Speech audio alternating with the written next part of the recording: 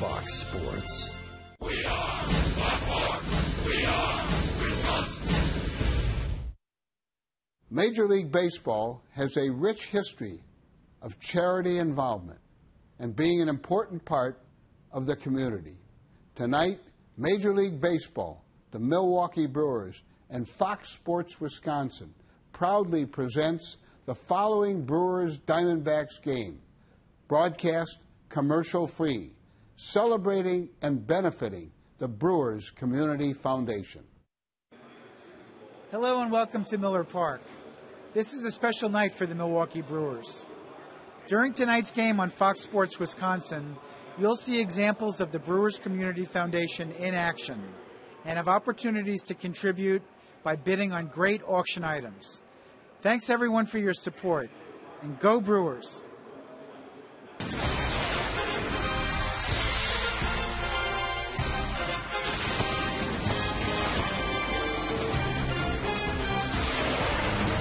A warm welcome to a special edition of Brewers Baseball on Fox Sports Wisconsin, as tonight you will enjoy a unique commercial-free broadcast that presents an opportunity for you to participate in raising money for various worthwhile local charities.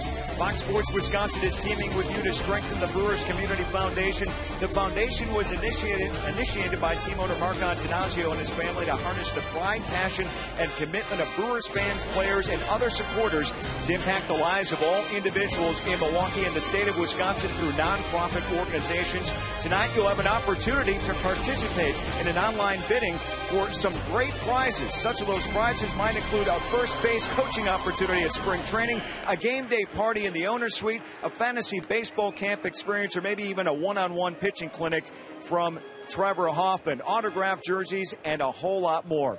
Hi, everybody. I'm Craig Kashan. We are thrilled to have you with us tonight. It's going to be commercial-free here on Fox Sports Wisconsin for a very special cause. You're going to hear from some of your favorite Brewer players. They're going to tell you about some of their charities and involvement around the Milwaukee community and the state of Wisconsin as well. So we invite you to go online to brewers.com/whatisgood. And for more information on what's happening tonight, let's check in with Telly Hughes. Thanks so much, Craig. I'm down here in the AirTran landing zone, and just as some of the items you mentioned in this auction, you also have autographed baseball, autographed jerseys, and you can also serve as an honorary first base coach during a spring training game. Once again, you can go to foxsportswisconsin.com, click the Brewers tab, or go to brewers.com/whatisgood. Also located in the right field corner by the great Racing Sausage Race. Computer terminals are set up and operated by Brewers volunteers. They'll be here throughout the night accepting bids online and here at the ballpark. They'll also keep a running tally that we'll check throughout the telecast to see how much money is being raised. The Brewers Community Foundation focuses on 4 major areas: is health, education, recreation, and basic needs. They also lend their support to such causes as MS Run the U.S. Milwaukee native Ashley Cumlin is running across the country to raise money and awareness for multiple sclerosis. She is here tonight. She started in San Francisco, and here's her story.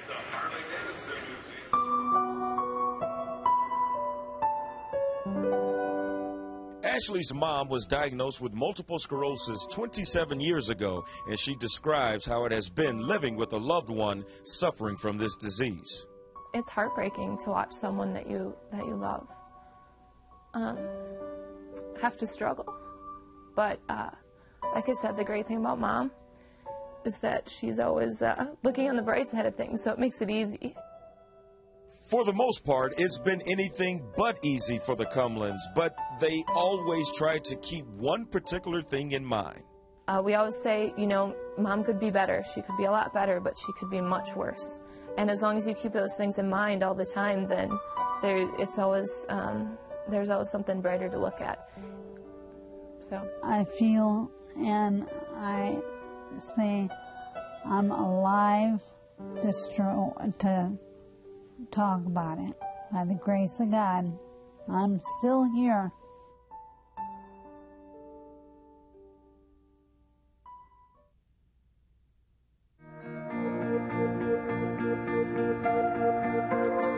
It's that attitude that sparked an idea to culminate Ashley's passion for fitness and her dedication to the fight against MS. So Ashley quit her job and MS Run the U.S. was born. But Ashley is very diligent about letting everyone know it's not about her. It's not about the run, it's about connecting with people and saying, hey, I can do this, but it's more about my mom, and it's more about the multiple sclerosis, and it's more about getting your attention so that once I have your attention, I can talk about MS and inspire you to donate and help the cause. Ashley's goal is to raise $500,000 and major awareness to this disease, and she's very excited to have the Brewers backing. The fact that the Brewers are supporting this is just, it's very thrilling. Obviously, I'm a native of Milwaukee, so it's just, you know, you can see the smile on my face. I'm very excited.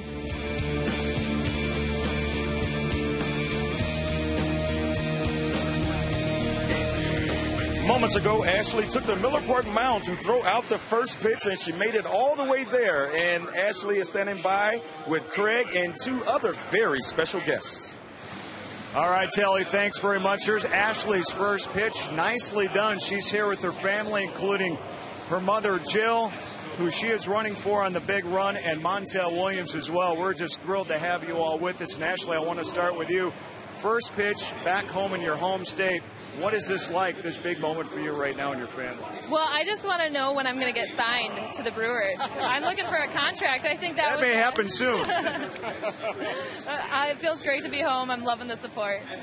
Well, Jill, it's great to have you here. And you told me earlier, you're doing pretty good, aren't you? Oh, I'm very blessed. Outstanding. We're all pulling for you, no doubt about that. And Montel Williams, special guest here, we want to introduce you to. Montel, diagnosed a little over 10 years ago with MS. You know the battle that Jill is going through and the fight that Ashley and her family are going through right now. Well, you know, and that's why it's so important to really salute what Ashley's done, because she's shining a light on what a whole family has to do when it deals with MS. It's not just Jill's battle, it's the whole family's battle. And the fact that they've come together to raise enough money to help Mom, which is going to help me, come on, I had to have the back. And I know you've done so much for MS already. For our people watching, our viewers watching today, what's your message? What inspires the people who watch you and your shows? I got to tell you, I think what people should take away from today is that it's one family. One family has decided to make their mark and take on an illness. And so many people in this country are afflicted by something, but it happens to be MS. With us, there are over 1 million people suffering from MS today. If every family had an Ashley, we could cure this disease. And so maybe some people should reach out and say, I'm supporting what she's doing. I'm supporting what she's doing. So they can pick up the phone, we'll call, runacrossusa.org. We'll come up and let's do it. Well, we have a very special presentation with Cecilia Gore, the Milwaukee Brewers, that she wants to present a check to Ashley and her foundation for $2,500. Thank you. Thank you. I really appreciate that. It means a lot. It's been a great run, and Cecilia? We're very proud of what you've done, and on behalf of Brewers Community Foundation, I'm pleased to present $2,500 towards your effort to walk across America for MS. Now, can I tell you something real quick? That cheer in the house was for this check, not for the Brewers, because people are supporting this initiative and making sure the money goes in the right place. All right, great to have everybody here, and we're just getting started on the broadcast here, getting closer to first pitch. Let's set it upstairs now to Brian Anderson and Bill Schroeder, guys. All right, Craig, great job down there, Telly and Rock. That's really what it's all about. You know, that's why we wanted to start with Ashley, because we're trying to connect it to people, and that's what this broadcast is all about tonight. We're going to talk baseball, but we're going to try to change some lives here tonight. Yeah, what a great story, the Kumlin family. And, there's a lot of great organizations, great people doing a lot of fabulous work in Wisconsin. This is our opportunity tonight to really salute them and the work they do. It's tremendous what happens in this state. All right, we have a baseball game we're getting ready for. Manny Parra is on the mound getting ready for his start. We can tell you the news of the day.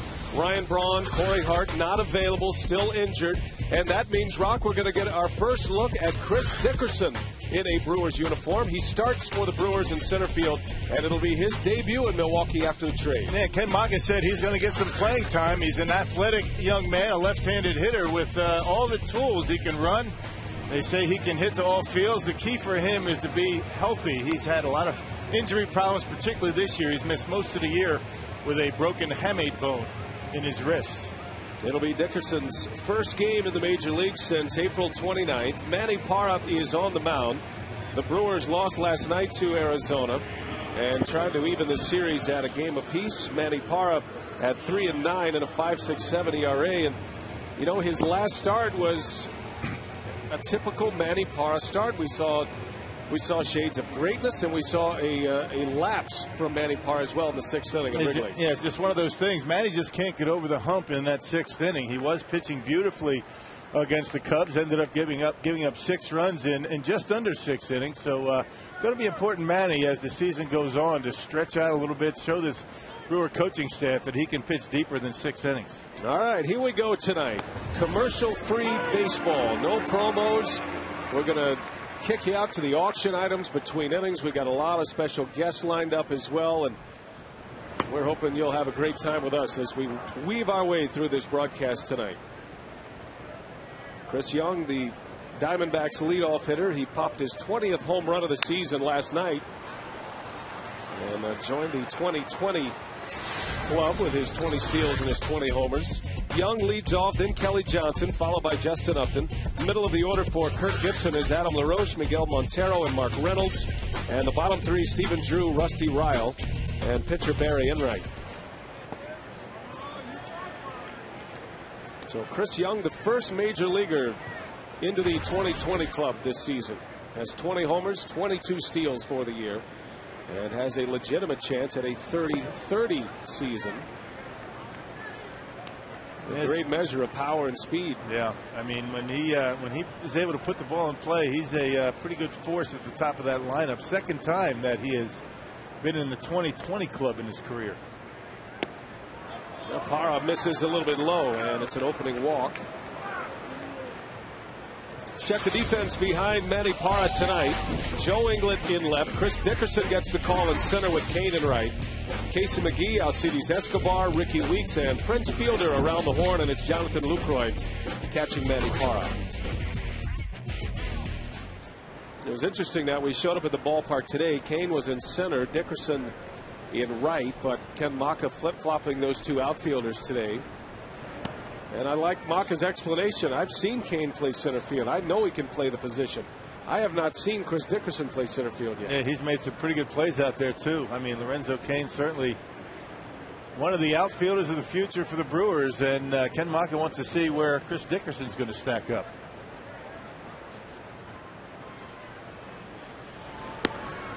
Kelly Johnson takes a strike. Doug Eddings is the home plate umpire tonight. Kerwin Danley, Angel Campos, and C.B. Buckner on the bases.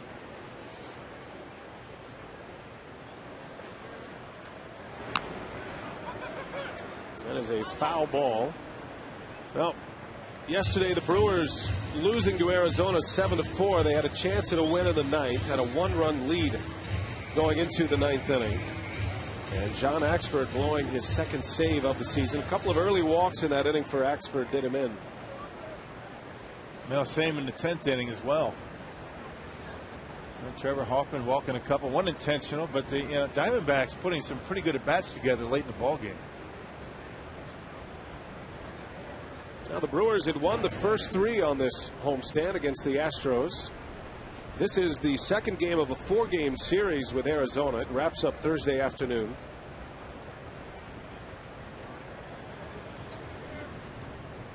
The Brewers had a 7-game winning streak against Arizona until the Diamondbacks win last night.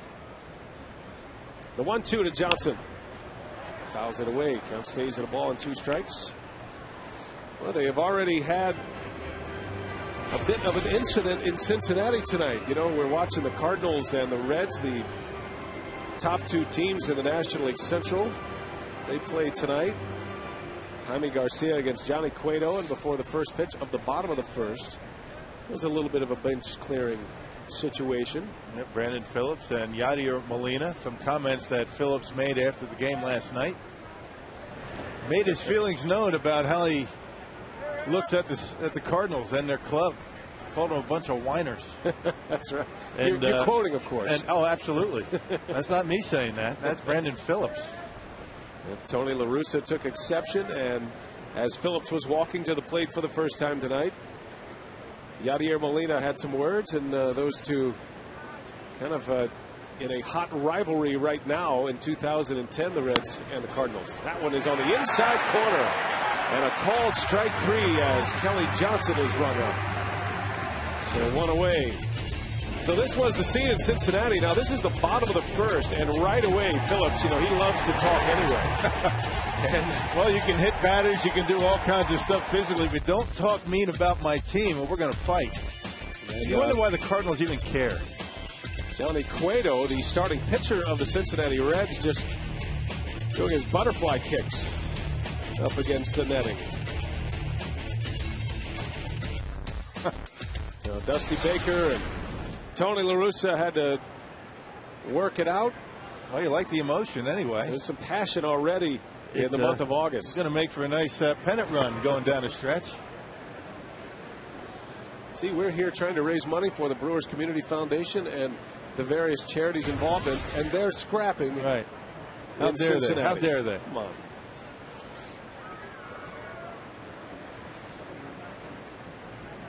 One gone for Justin Upton. Chris Young at first, a leadoff walk. Young is a threat to steal. We mentioned the 20-plus steals. He has 22 stolen bases this year, but Rock, he's only been caught 4 times this season. Yeah, he picks his spots. That's not really, running all that much. 26 attempts, not too many. And having a tough time figuring out Manny Parra. One thing you have to be careful with, and we deal with this every night with the Brewers. You get base stealers out there. You got to be careful when you run with guys at the plate that can hit home runs. You don't want to be making outs on the bases, and the Arizona Diamondbacks can hit home runs.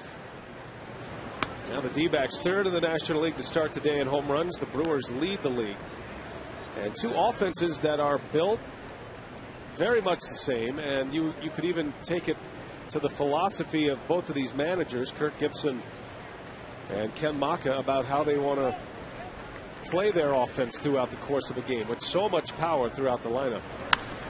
That one is hit in the right, long run for Kane, and he's got it for the out. So Upton flies out to right. A good pitch by Manny Parra, keeping that ball away from Justin Upton, who's got incredible power even to the opposite field, and Manny got that pitch a little bit on the end of the bat for Upton. That's what he kept it in the ballpark. Just a bit down on the end, and Upton was a pretty good swing, and it stayed in the ballpark. So 2 outs, and here's Adam LaRoche. LaRoche not in the starting lineup yesterday. He's been a big run producer for Arizona this season. He has 73 RBIs. And that is good enough for 7th in the league to start the day, Rock. We did see LaRoche in last night's game as a pinch hitter. He struck out in his only at-bat, and then he was at first base for the 10th inning. Yeah, this is a pretty good lineup to put Adam LaRoche. A good combination, a good balance of left-handers and right-handers. We saw a lot of LaRoche as a member of the Pittsburgh Pirates, and you talk about a big contrast in different lineups. Not much power, not much offense with the Pirates. This guy fits in beautifully with the Arizona.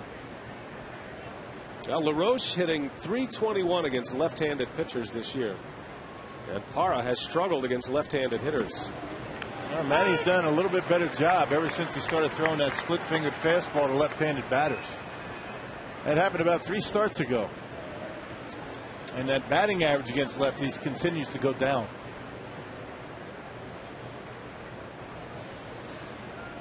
Two outs, top of the first. Young staying put at first base.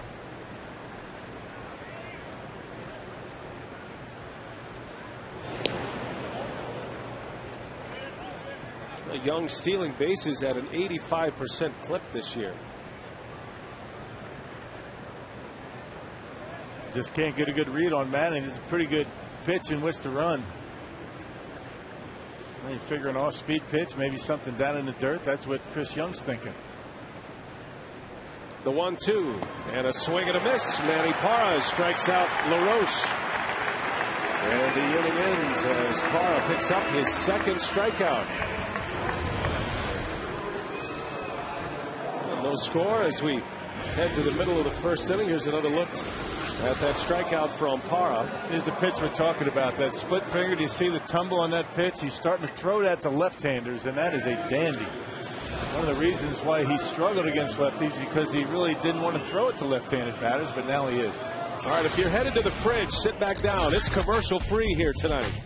We're staying put, and here is the Brewers batting order tonight. Lorenzo Cain leads off for the first time in the big leagues. Chris Dickerson makes his Milwaukee Brewer debut here tonight, and his first game in the big league since late April. Ricky Weeks back in the 3-hole. You've got Fielder, McGee, and Inglett in the middle with Escobar, Lucroy, and Manny Parra on the mound. And Rock tonight on the mound, it is Barry Enright, and none of these Brewer hitters have ever seen Barry Enright. It's his Brewers debut tonight. Yeah, his number's outstanding. In his 8th start, a 281 earned run average, 41 and 2/3 innings. He struck out 32, walked 16. His minor league number is just as good, if not better. So a young man that not too many people know about. He throws a lot of strikes and has started out pretty well in the big leagues. 24 years of age, made the jump from Double-A to the major leagues. Here's the defense behind Barry Enright. It's Rusty Ryle, Chris Young, and Justin Upton in the outfield. Mark Reynolds, Stephen Drew, Kelly Johnson, and Adam LaRoche around the horn. And a battery of Miguel Montero and Barry Enright. Well, so much support for the Brewers Community Foundation is evident throughout the organization, and owner Mark Atanasio launched the Brewers Community Foundation in style last year.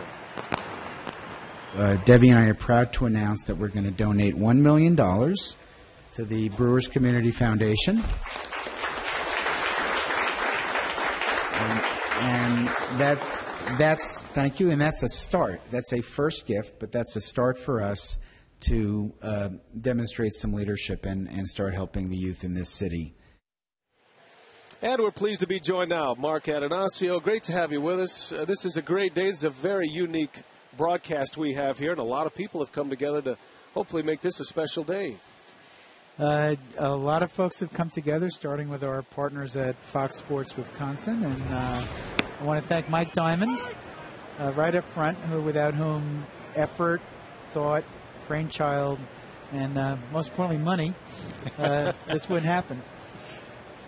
Lorenzo Cain leads off for Milwaukee. We'll have Mark on through this inning, and we'll get into some of the things that we're going to be auctioning off here tonight. Now, you said that one of the mission statements of this organization is to be a leader in the community, and then you pointed out that it's time to start putting the money where your mouth is, and you did that with that $1 million donation back in February, as we see Cain singling to get us started here in the first inning. And now the broadcast here today, and a lot of good opportunities here tonight. Well, the great thing about Fox deciding to partner with us in this broadcast is we can really get out to the community and tell them what we're doing firsthand, and they can really see it in action. And as well, very creative to come up with ways to raise money. And tonight there's some great auction items I know you'll be talking about. And altogether, I think this is a fun way to approach doing good. And baseball's about having fun, right? And Rock and I got a free shirt out of it. Oh, yeah, me too. A nice color, robin's egg blue. But, you know, Mark, it's one thing to have, a mission statement. You want to be a leader in the community and the getting involved in the charitable contributions. But, the organization itself, all the way, up from starting with yourself and down to the players, have really grasped onto this thing, haven't they? We have a great group of guys down in the clubhouse there, and they've always given up a lot of their time. Block parties, the score program that they participate in, and this has been another thing, importantly, not only for the players but for their wives.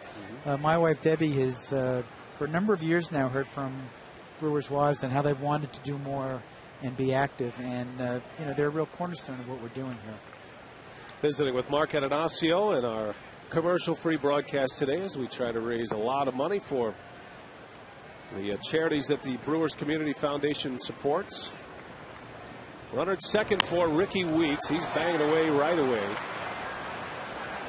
Foul territory, and it's going to be Montero to make the catch for the out. We should talk a little baseball here real quick, because we had a big trade yesterday as Jim Edmonds was sent to Cincinnati, Chris Dickerson. And how about the rest of the season from your seat? Well, we worked the trade with Cincinnati on Edmonds. Partially, they've been after him for a while, but trying to talk to Jim, who'd been a huge contributor for us, and see what he wanted to do.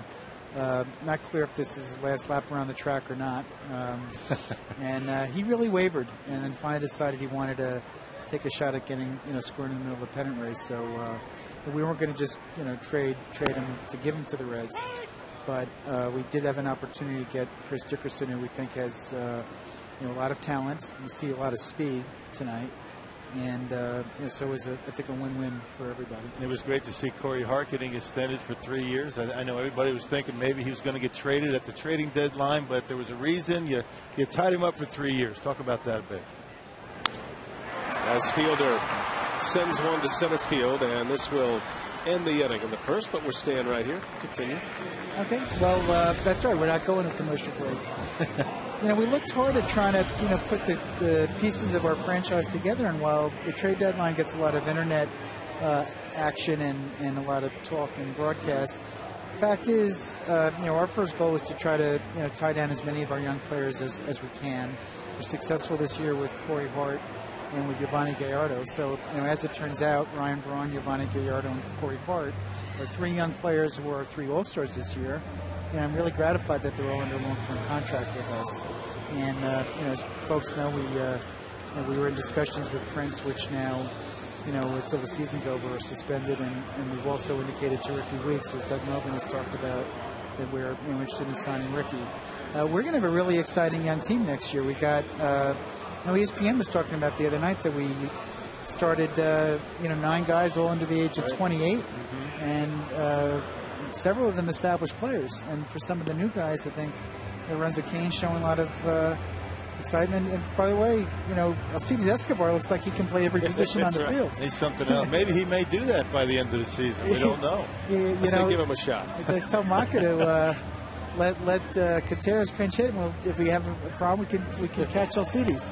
Well, we're here with Mark Ananasio. We are between innings here, the first and the second. This is our commercial-free broadcast, and this is one of the main reasons why we're here, Mark. It is the mission statement that you set forward for this organization.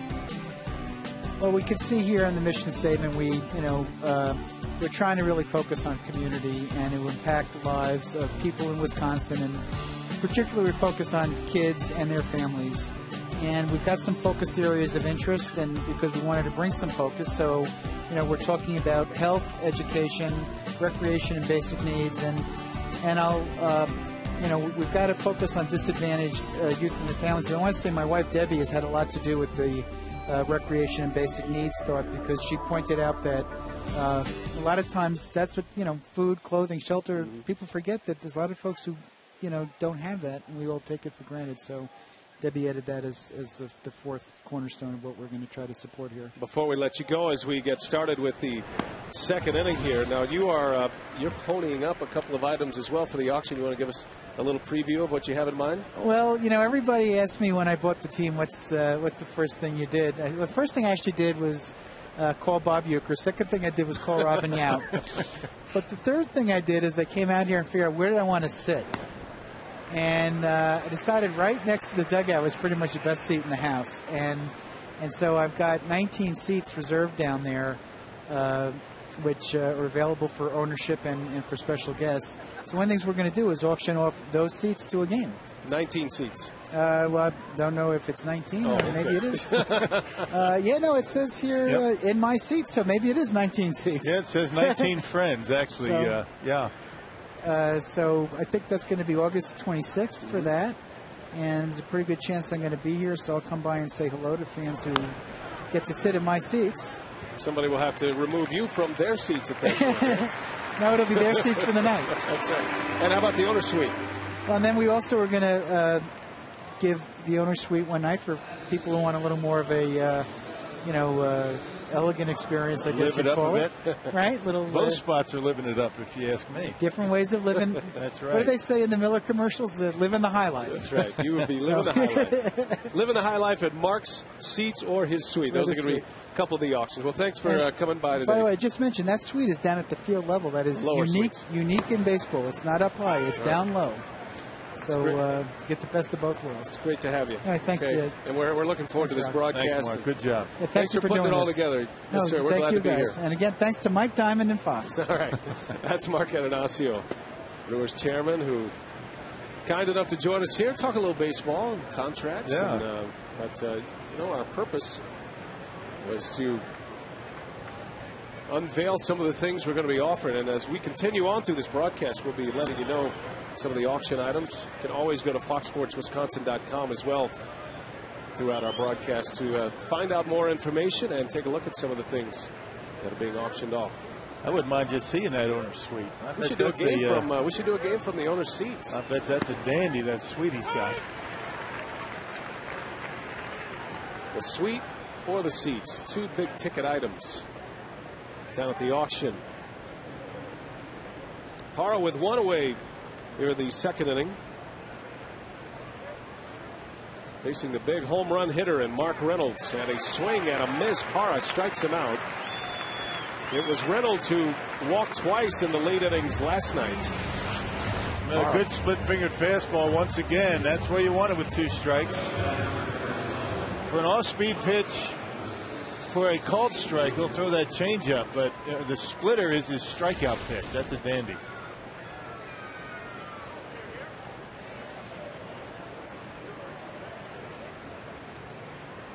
So here is Stephen Drew. He had the big hit last night that gave the Diamondbacks the lead. Drew drove in a couple of runs in the 10th inning, snapped the tie in extra innings. He did it with 2 outs and 2 strikes. In the air to shallow left. Here comes Inglet. And Manny Parra has a nice quick 1-2-3 inning. We are commercial free all night long tonight in support of Brewers Community Foundation. And one of our focuses tonight is on the online auction. And Telly Hughes is in the Airtran landing zone to update us on those efforts. How you doing, Telly? Great, BA. We got a lot of Brewer volunteers out here, a couple of Brewer wives that are helping out in this cause. Remember, you can go to foxsportswisconsin.com and click the Brewer tab, or you can go to brewers.com/whatisgood. As we make our way over here, you see some of the volunteers working hard right now, and one of the volunteers is Meredith. And Meredith, what has been one of the more popular items so far in this auction? I would say the Party in the Clubhouse has been one of the most popular so far, as well as the Fantasy Camp for 2011 has been one of the other more popular ones.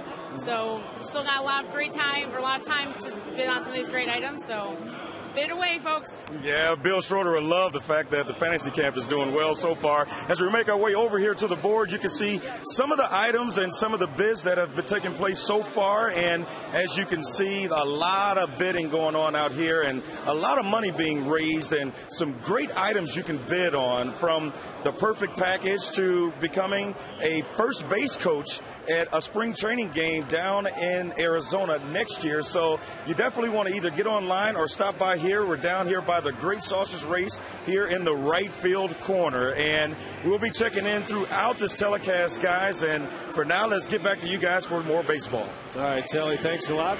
Bidding ends at 11:59 tonight, so you have until the witching hour to make your bids. Nice going, Rock. Your fantasy camp's coming in hot. No, that's near and dear to my heart. I know it's a lot of fun, and whatever anybody decides to pay for it, it's going to be worth that and more. Great experience, as well as are a lot of those items down there, every single one of them. Good stuff, good donations by the players in the organization, players giving up their time, and a lot of neat stuff. Now Casey McGee leads off here in the bottom of the second. No score here at Miller Park. McGee, Inglet, and Escobar. No Corey Hart, no Ryan Braun. But those two being injured actually combined to make a complete major league player, believe it or not. Because Ryan Braun, who has a wrist injury, cannot hit, but he can run. Corey Hart has a back problem, a lower back, a little tightness. He can hit, but cannot run. Oh, great play by Reynolds to his feet, and he gets McGee. And Mark Reynolds can play defense. Tremendous play by Reynolds. You always talk about him as a hitter, a home run hitter, and He does. He can make some errors, but he can make some spectacular plays over there at third base. Good athlete, Mark Reynolds, and a good swing by Casey McGee. A one hopper. Reynolds able to grab it and throw him out. And a hot shot on a hop to Reynolds. So here's Joe England now. One away here in the second inning. Escobar to follow. Now we'll see how Ken Maka plays it here tonight. You know, last night he played the entire game with just one bench player. I guess I should say entire regulation innings. Got to extra innings, and Chris Dickerson became available. Dickerson had some travel issues yesterday, so he was not able to arrive at his scheduled time. He did arrive in time to suit up. He was actually in the on-deck circle. The Brewers' final inning. I would imagine Dickerson is very excited about getting an opportunity to get some playing time, something that the Reds really couldn't promise him. Never really got an opportunity to play every day with the Cincinnati Reds. May have an opportunity to get, maybe not every day, but maybe a platoon situation at some point. It will be an important couple of months for Chris Dickerson here in Milwaukee. 28 years of age. And with that Reds outfield with Johnny Gomes and left, Drew Stubbs is the center fielder of the future for Cincinnati. And of course, Jay Bruce in right field. There wasn't a lot of playing time available for Chris Dickerson. And Walt Jocketty, the general manager in Cincinnati, wanted a veteran left-handed bat for this postseason push they're on.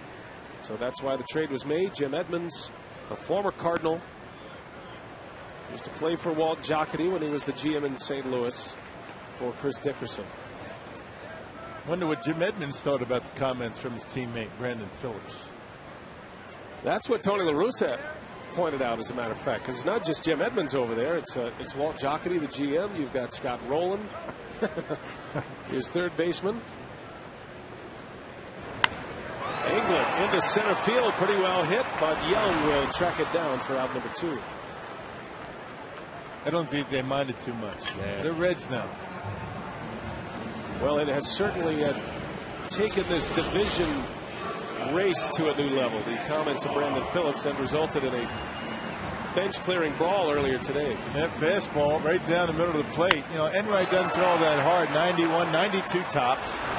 He's got some movement on his fastball. Curveball, slider, changeup. A lot of curveballs and changeups to left-handed batters. Sliders and changeups to right-handed batters.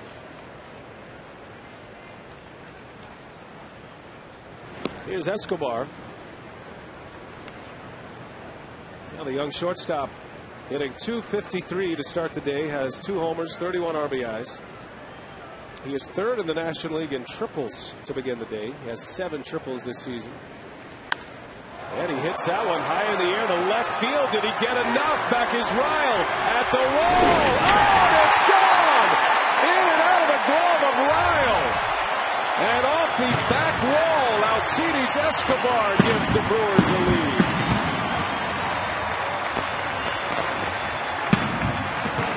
Home run number 3. Now, Willie Randolph does not like Escobar hitting home runs in batting practice, but certainly loves it in the game. He got a pitch middle in, got under it, but Escobar able to give it a ride long enough, deep enough to get it out of here. Just barely out of here. First home run for Escobar since mid-May. It's been a while, and the Brewers on the board first. Well, Ryle almost brought one back. Look at that, right off the tip of his glove and off the back wall. And it's 1-0 Brewers here in the second inning. Home run from an unlikely source in Alcides Escobar. Now, the last home run, Rock, was May 15th against Philadelphia's Joe Blanton. Yeah. Well, you're going to get home runs. It's probably going to be from an unlikely source with Braun and Hart out of the lineup. You still have Weeks, Fielder, and McGee in the middle of the order. Those are 2 big bats to be without for a series against a team that scores a lot of runs.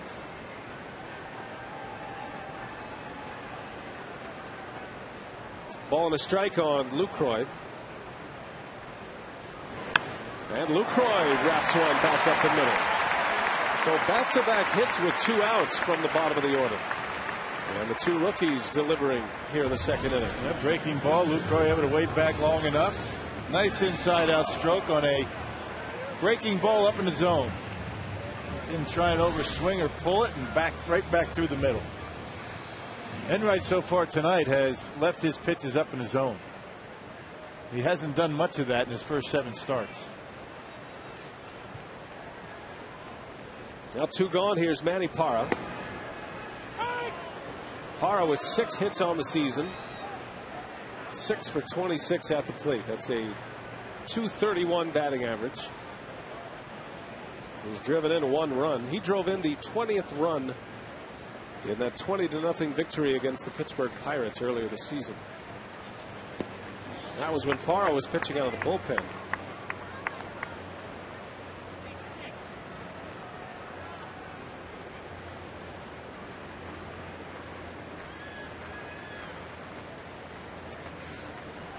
A battle of Californians here, Enright and Parra.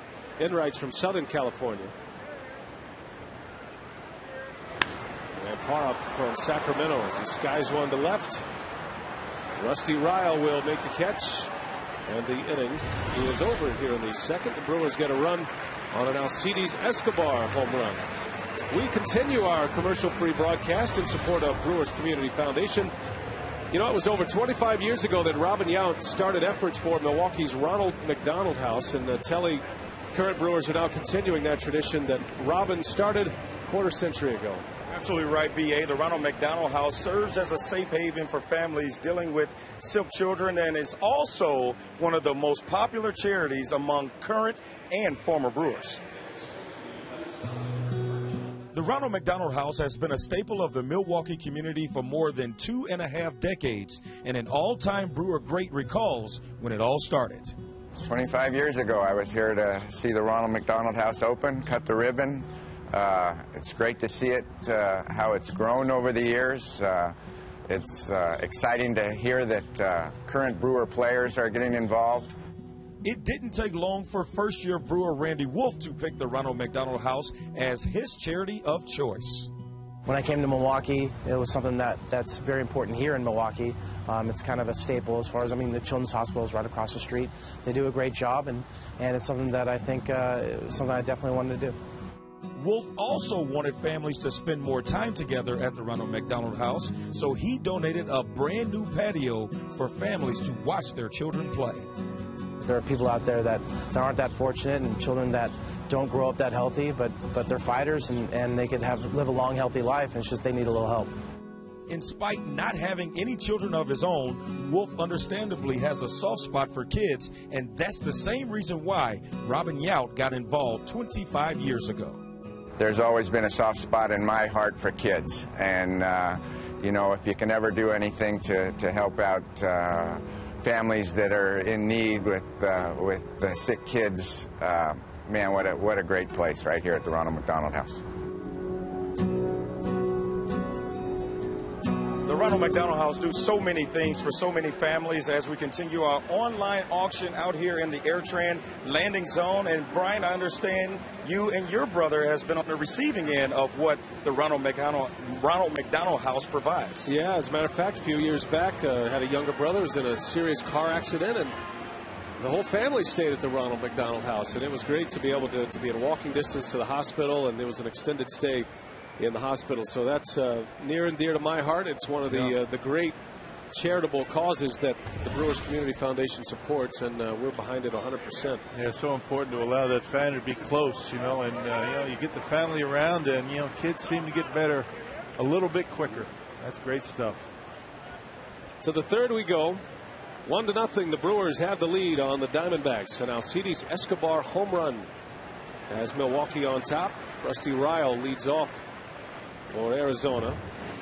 Boy, Ryle almost made a home run saving catch on Escobar in that second inning. Yeah, Rusty Ryle played first base in last night's ball game, so he can move around. He's flexible defensively.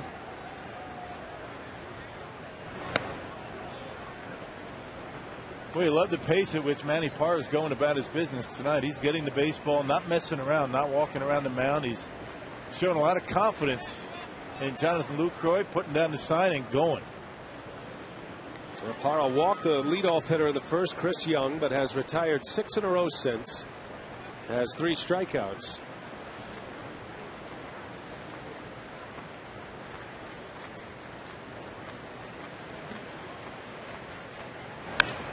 That one hit high in the air to center. And the first opportunity for Dickerson. He broke in, then had to go back. Makes it over the shoulder catch for out number 1. They were talking about Dickerson. He broke his hemi bone in his wrist, and he's been on the disabled list a while. It took him a while. He had surgery. Had some pretty good numbers down in the minor leagues. Hit over 400 in his rehab, and Dickerson able to float back and make the catch in front of the warning track. Another athletic outfielder from Milwaukee. Now the D-backs pitcher, Barry Enright, a good hitting pitcher. 5 for 13 so far in his first run in the big leagues. He was promoted from Double-A. His first big league start was June 30th. And he has handled the bat well.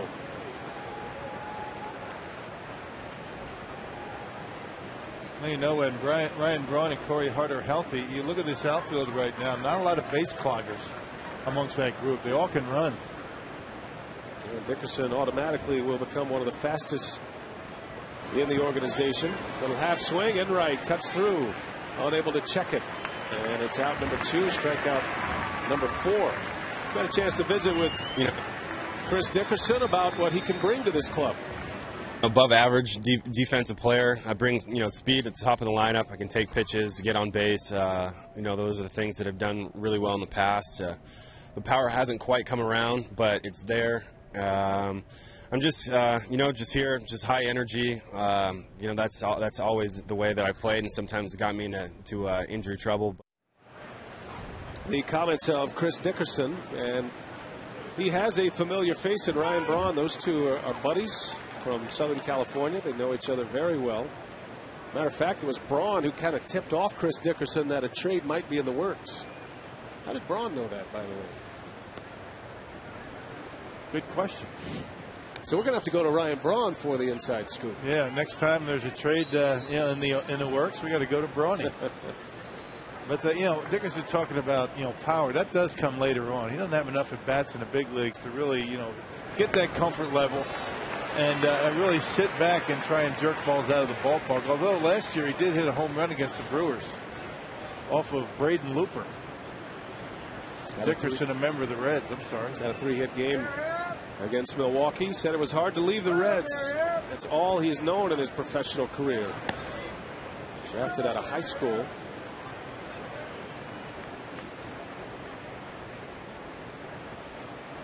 He and Joey Votto have been on the same team for the last 7 seasons.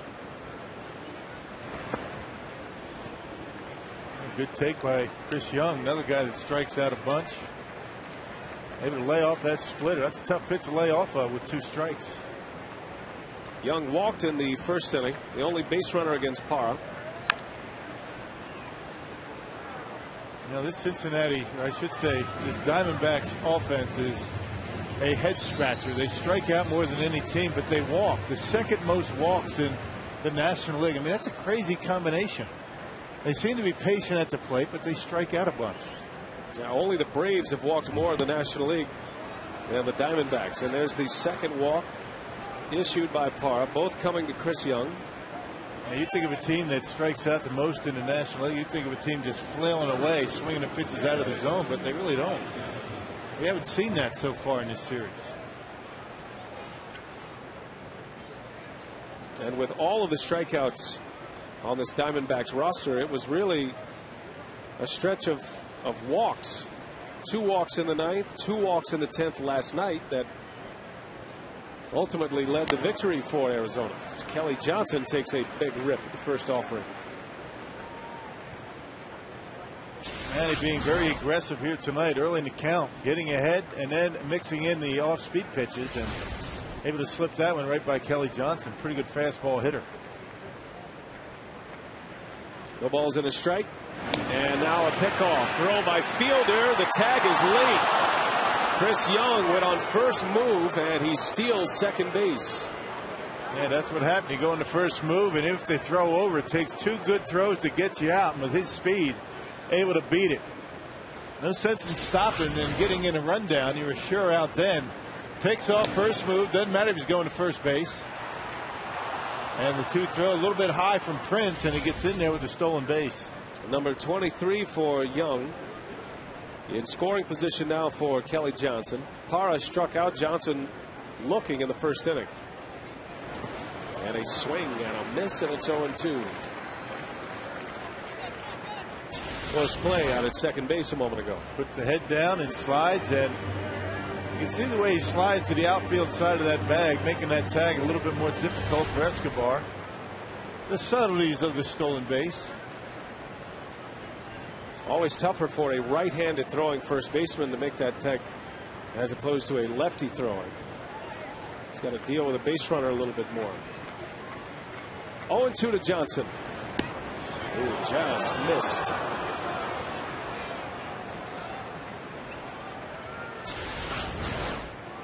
It was supposed to be outside. It ended up inside, and that was a curveball that missed, apparently. Close pitch. Fox Tracks had it in the strike zone.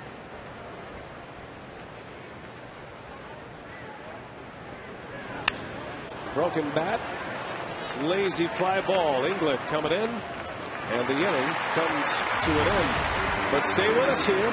We are commercial free all evening long on Fox Sports Wisconsin.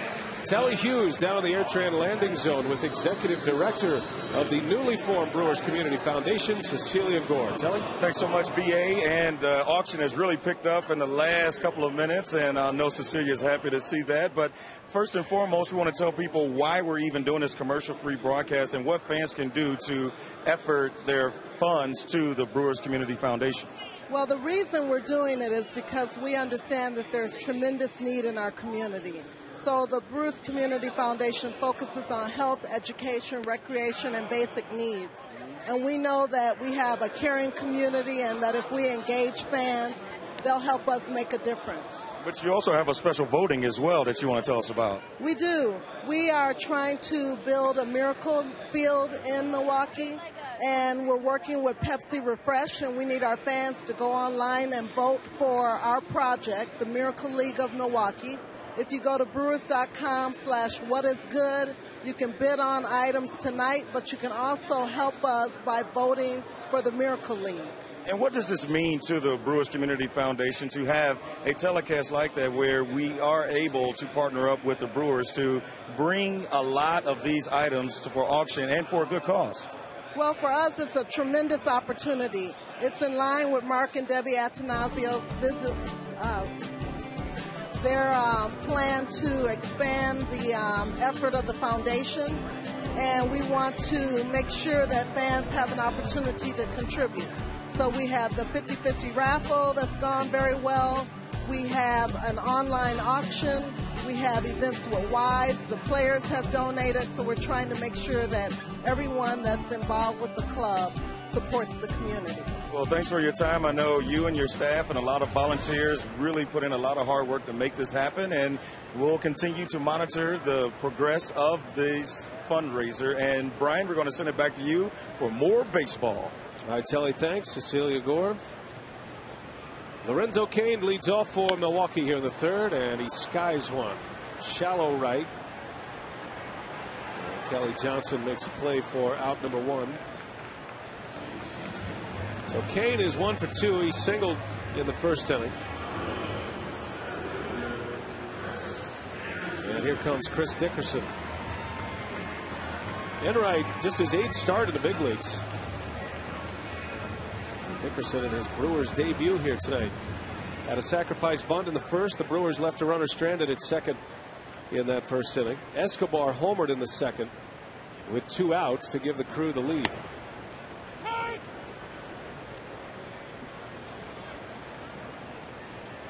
Chris Dickerson coming off a rehab assignment in AAA Louisville, the Cincinnati Reds system, after that wrist surgery.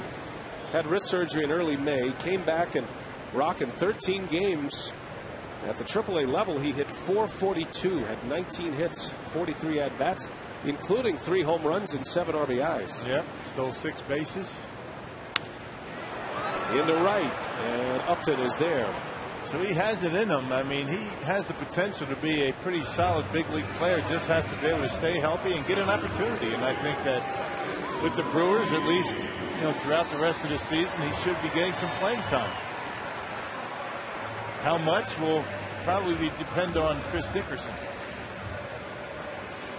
Well, the report on Ryan Braun is that it's going to be a few days for Braun. He still cannot swing the bat, and of course the Brewers athletic training staff won't rush that process. Corey Hart with stiffness in his lower back. He might return to the lineup a little sooner. So I take you back to Sunday's game. And for Ryan Braun, he was trying to beat out an infield hit, and check out his left wrist as he slams against the Astros first baseman Brett Wallace. You know, you get lemons, you make lemonade, right? You have two of your all-stars out of the lineup, and you have two young players that you'd like to see get some playing time, and that's what the Brewers have the opportunity right now. So, you know, you hope that Corey Hart and Ryan Braun are back in that lineup very quickly, but it's a good opportunity for the organization to check out two young players.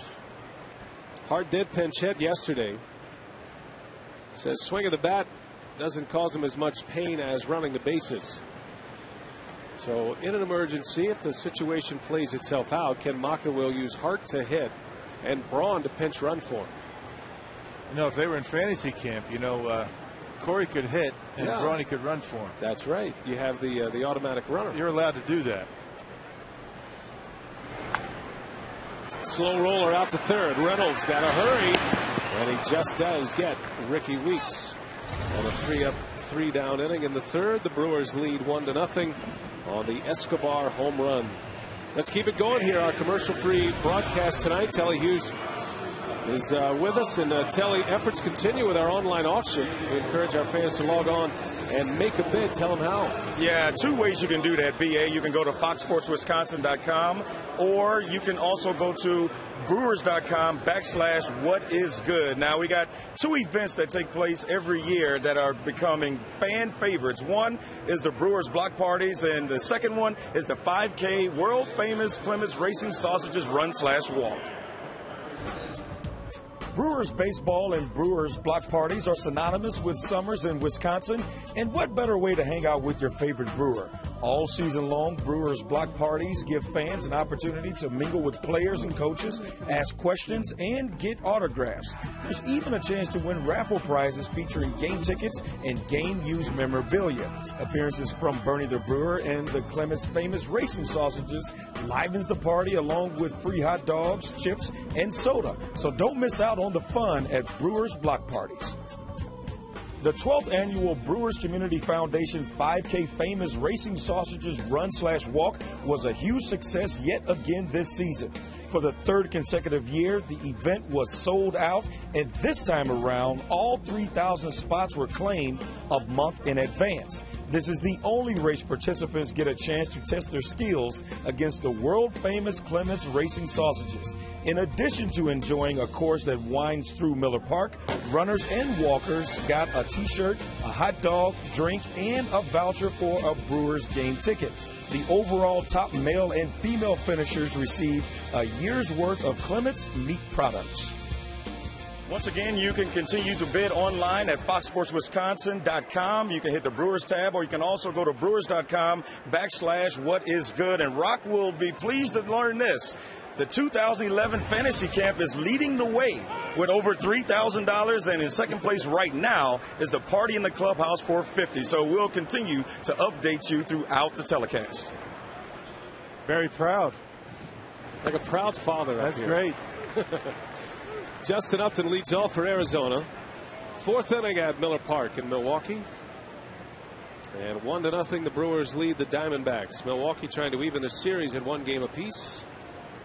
Manny Parra pitching well so far. The D-backs without a hit. The only two base runners, Chris Young on two occasions. Young had a walk in the first, and Young walked in the third. Parra with 4 strikeouts to go along with those 2 walks. I will tell you this. If I was a father with a young budding baseball player, whether it be a hitter or a pitcher, I would certainly bid on that hitting session with Dale Swain. Right. And a Brewer player. Yeah, I think Casey McGee's going to join him for that. And Rick Peterson, the pitching session. Trevor Hoffman is going to be involved in that. Those are two tremendous opportunities that not many people would ever have a chance to do. By the way, bidding ends at 11:59 p.m. Central Time tonight. So wherever you're watching us tonight, whether it be in Wisconsin or all across the country, all across the world, we hope you'll be a part of our fundraising night here at the ballpark as Upton draws the walk. So that's the third walk issued by Parra, his second walk to lead off an inning.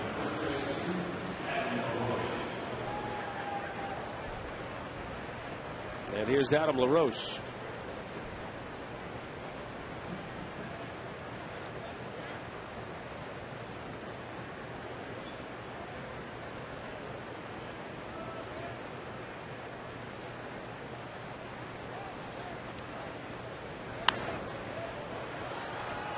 LaRoche struck out his last time up. Man, he's got a nice zip on that fastball tonight.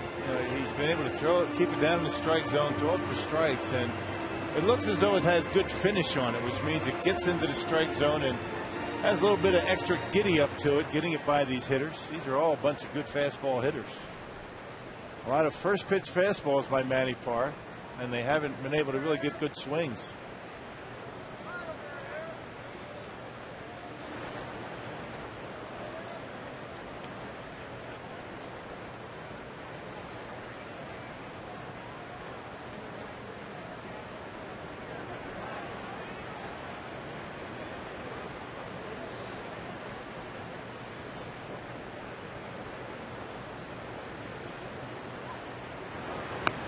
A breaking ball strike, a good one from Parra.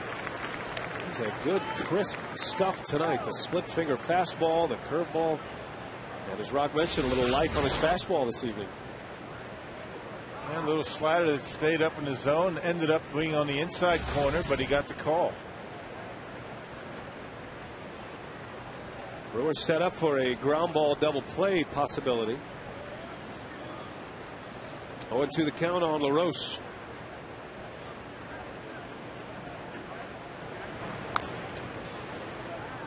Now Manny slows down considerably when a base runner is aboard. Parra, despite being left-handed, not a great move to first and is not too quick to the plate, meaning unlike most left-handers, Rock, there's an opportunity for some stolen bases against Parra. So the way he counters that is by freezing the runner a lot, throws over a lot as well. Yep, step off once in a while, do a slide step once in a while. But the one thing you don't want to do when you're pitching. As LaRoche sends one deep to left field, Inglett's going to play that one off the wall. Upton is to third, and LaRoche into second base. That ball really carried to left. LaRoche hit it hard on an 0-2 pitch. And it's a double, now 2 on for the Arizona Diamondbacks in the fourth. Yeah, fastball that was up out over the plate, and Adam LaRoche able to go right with it. Check it out. Supposed to be on the corner, left it up. Outer half. Manny knew he made a mistake right away. That's a nice swing by LaRoche. And a bullet over the head of Joe Inglet. And the one thing I was saying you don't want to do, you don't want to worry too much about the runner and alter your mechanics too much, at the expense of losing your stuff on your pitches to the hitter. That's that fine line that a pitching coach walks when he's trying to deal with a left-hander and trying to hold runners close. Well, the first hit for the Diamondbacks is a double off the wall. And a swing and a miss from Montero. Montero, the everyday catcher for the Diamondbacks.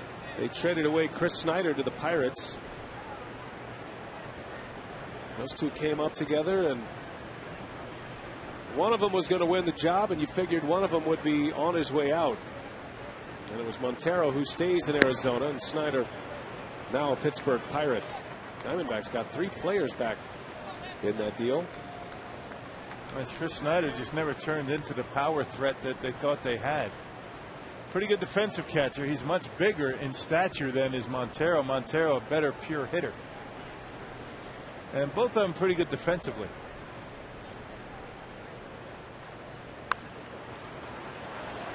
McGee will give it a look. Escobar coming over. And Casey just out of his reach. Ball and 2 strikes. Now, Parra has a good career register against the Arizona Diamondbacks in 4 games, 3 starts. An ERA under 1. He's only given up 2 earned runs in 21 innings before tonight's start. So that ERA at this point will drop. Went 2 innings against the Diamondbacks earlier this year in May. That was his only relief appearance. 2 scoreless innings with a couple of strikeouts. And he's in trouble here in the 4th. 2 on, 2nd and 3rd, nobody out. Not even's a 2-2.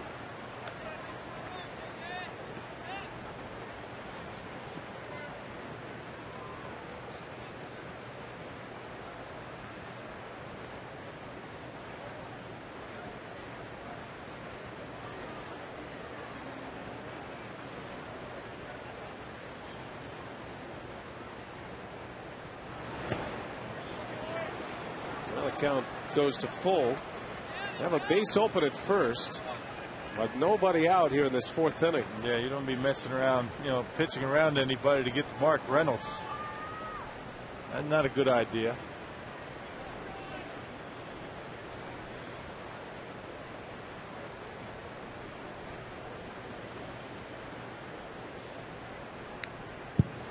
And Montero is a good hitter.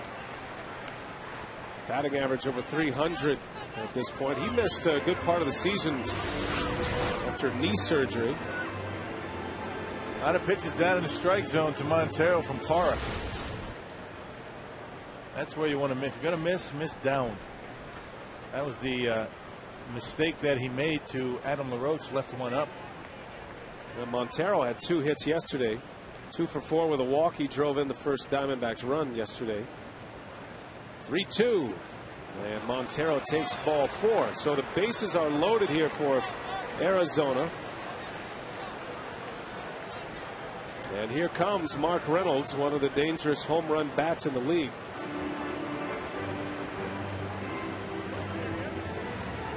Parra's only given up 1 hit, but he has now walked 4 in this game, and the 2nd walk of the inning.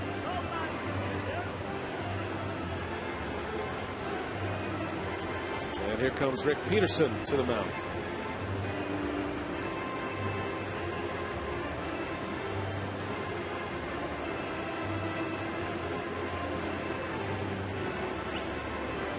A lot of aces on the mound across baseball tonight. Ubaldo Jimenez pitches for the Rockies in New York against Mike Pelfrey.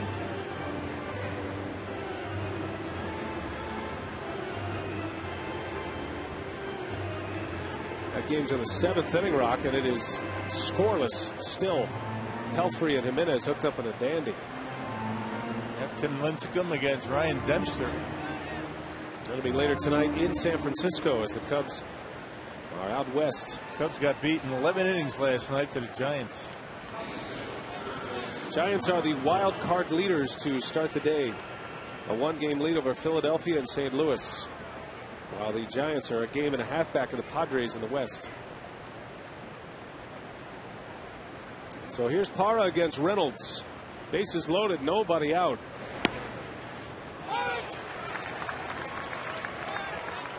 Okay, changeup. Started Reynolds out with a changeup. It's a gutsy pitch after walking the batter. There it is, just at the bottom of the strike zone. Looked like Manny got a break.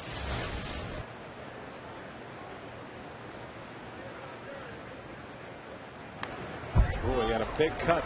Reynolds is one of those players who, at any point in any count, can deliver the haymaker. Fastball right down the chute. And fouled it straight back. Didn't miss it by much. Yeah, Mark Reynolds strikes out a lot, but I don't think it really bothers him a whole lot. He doesn't carry 1 strikeout into his next at bat. He's a battler up there. He leads the National League in strikeouts. Matter of fact, leads all of baseball in strikeouts. But he's 9th in the National League in walks. So he does both. And he hits a lot of home runs. He begins the day with 25 home runs.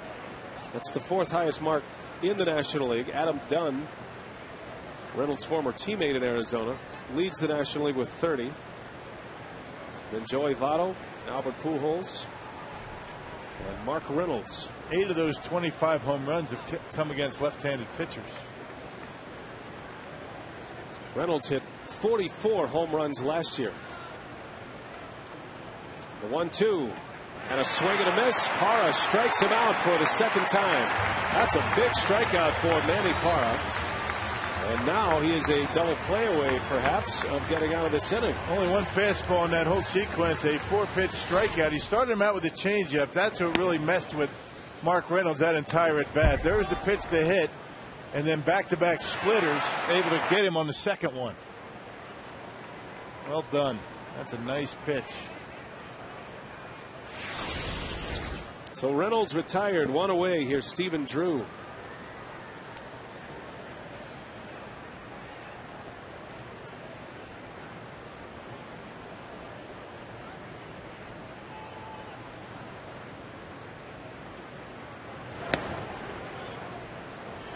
Drew is also a guy who strikes out a lot. Has 74 strikeouts this year in just 104 games.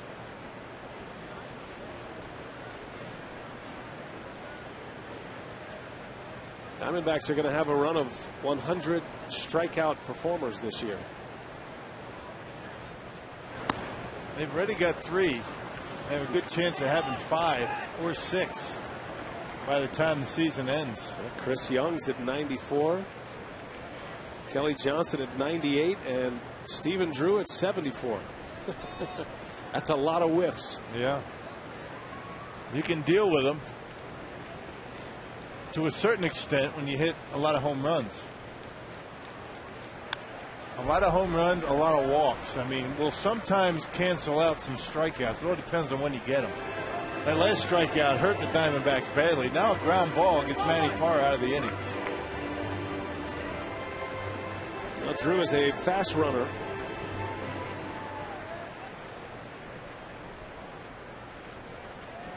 Batting in the 7th spot tonight. Had the game-winning RBI last night, as it turned out.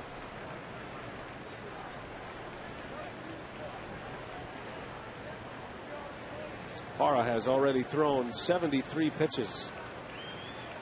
Still has only given up 1 hit.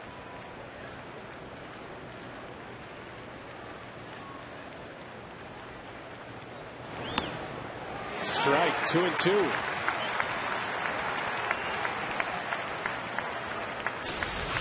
Another good off-speed pitch from Manny Parra. A curveball that just catches the corner and just below the belt.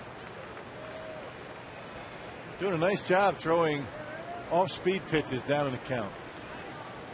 See what he has in mind here. 2-2. Justin Upton on his toes at third base. Looking out for a wild pitch. The 2-2, and it's hit into center field. Dickerson will make the catch. Upton's going to tag, and the throw is up the first base line, but Upton doesn't challenge. So the second out, and the runners stay put. Yep, right on the nose, but right at Dickerson. He came in. Another good sequence by Manny Parra, throwing a lot of off-speed pitches. Got down in the count 2-0. Fastball, then the curveball. That's what got him back in the count right there. Then the fastball up and in. Got in on Stephen Drew just enough. And because Dickerson was coming in and was right at him, they didn't send Justin Upton to the plate. A little bit either way, they might have sent him. But it was right at him. Dickerson with a strong arm. Lacked a little accuracy, but Upton stays put. Now 2 outs. And it's Rusty Ryle batting in the 8th spot in the Diamondbacks order.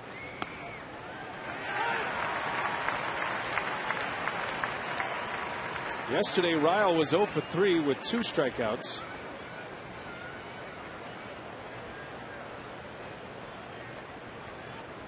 Well, this crowd will give Parra a big ovation if he can get out of this mess with no runs.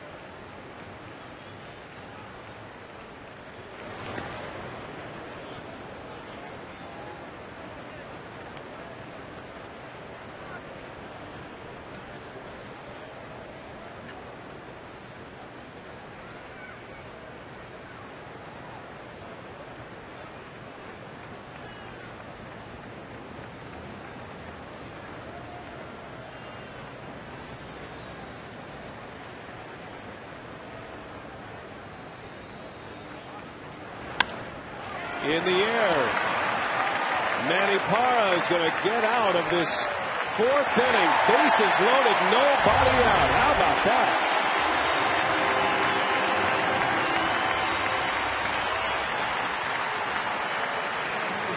And we continue to be commercial-free tonight on Fox Sports Wisconsin in support of Brewers Community Foundation.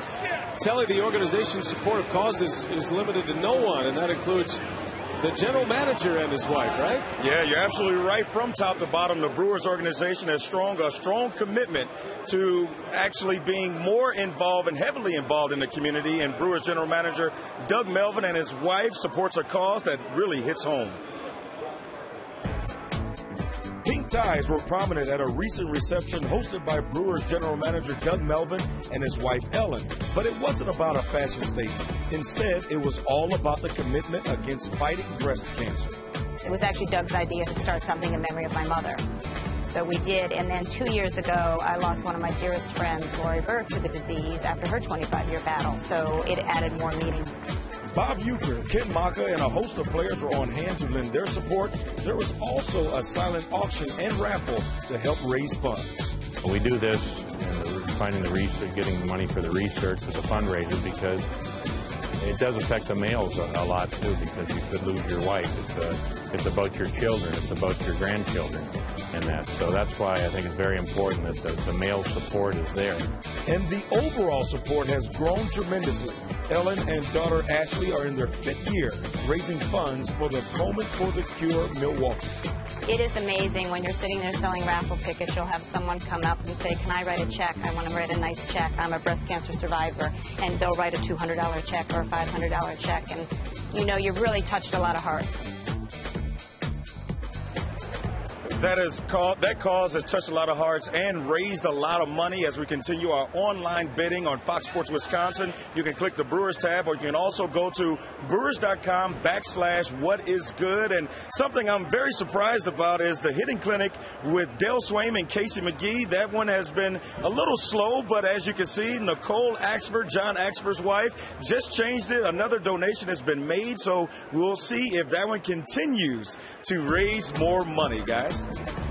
All right, Telly, thank you. Again, you can go to brewers.com/whatisgood. That hitting clinic with Dale Swaim, the Brewers hitting coach, and Casey McGee. That's awesome. That'd be a good one to get on board with. Boy, you want to help your kid? You want to help him be a better hitter? What an opportunity that is. Man.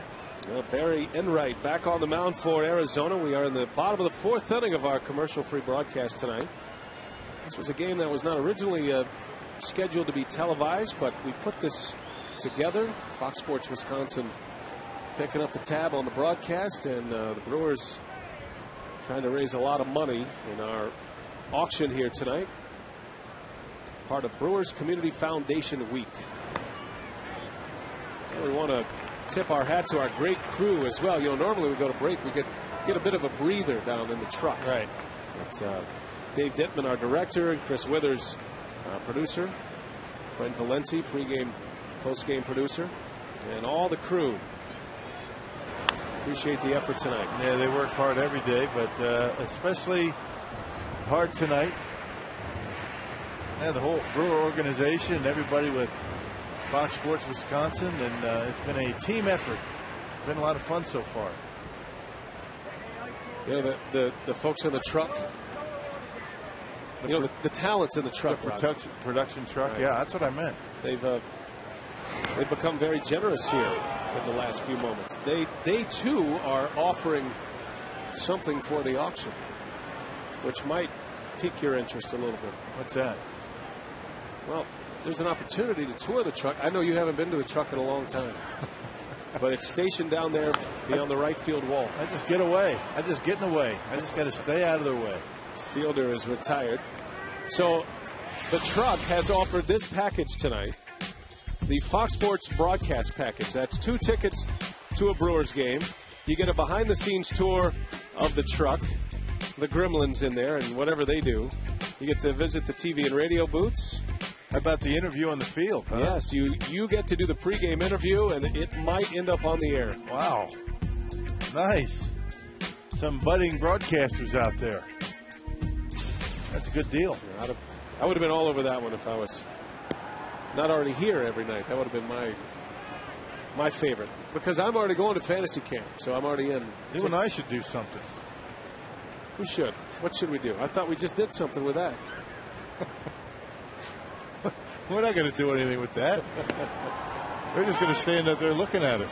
We'll say hello. It's like animals at the zoo. Right. You're creative. Come up with something. All right.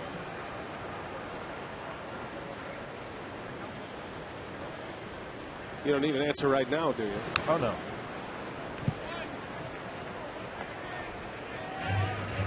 Maybe you should cook for a lucky winner or something.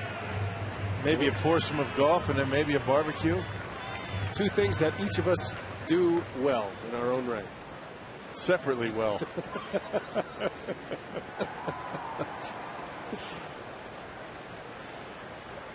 Neither one of us are good at both. It's a good call. Got the PGA Championship going on at Kohler.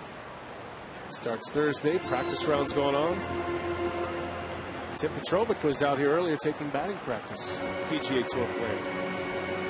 I guess it doesn't ruin your golf swing, because right before a major championship, you wouldn't think you would chance it.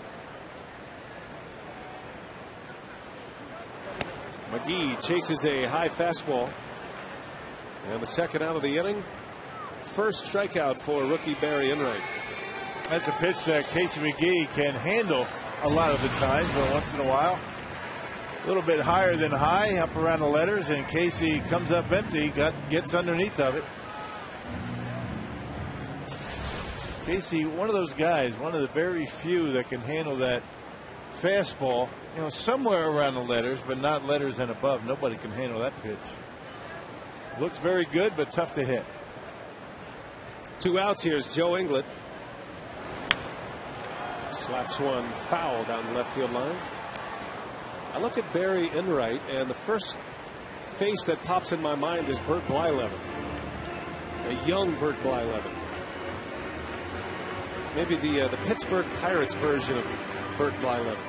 Because of the beard, right? Maybe it's the red beard.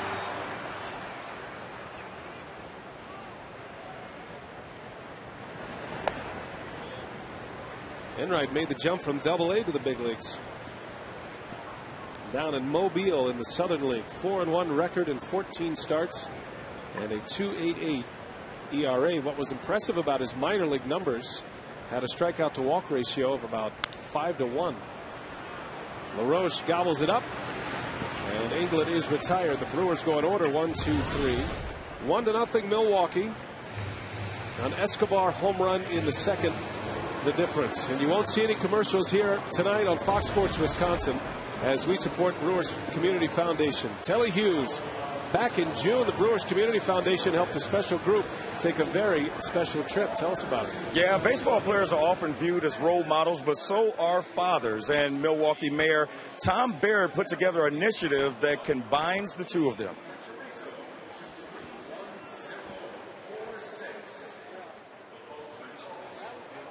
With the Brewers staff and alumnus escorted 25 committed fathers and their children on a dream journey from Milwaukee to Minnesota, treating this very special traveling party to a day that won't soon be forgotten.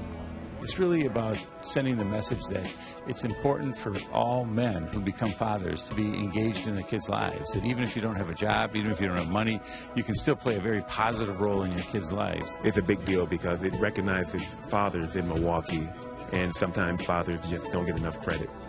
We'd like to welcome the Milwaukee Fatherhood Initiative trip. Brewers. Brewers. Good morning, everyone. On behalf of Frontier Airlines, we welcome you aboard Flight 1109 for the Milwaukee Fatherhood Initiative trip. We hope you all have a great day today at the game. Play for the Brewers.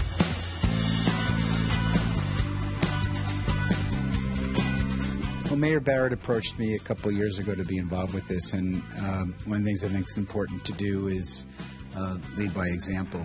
Being a dad is one of the most important things I feel like I do in my life.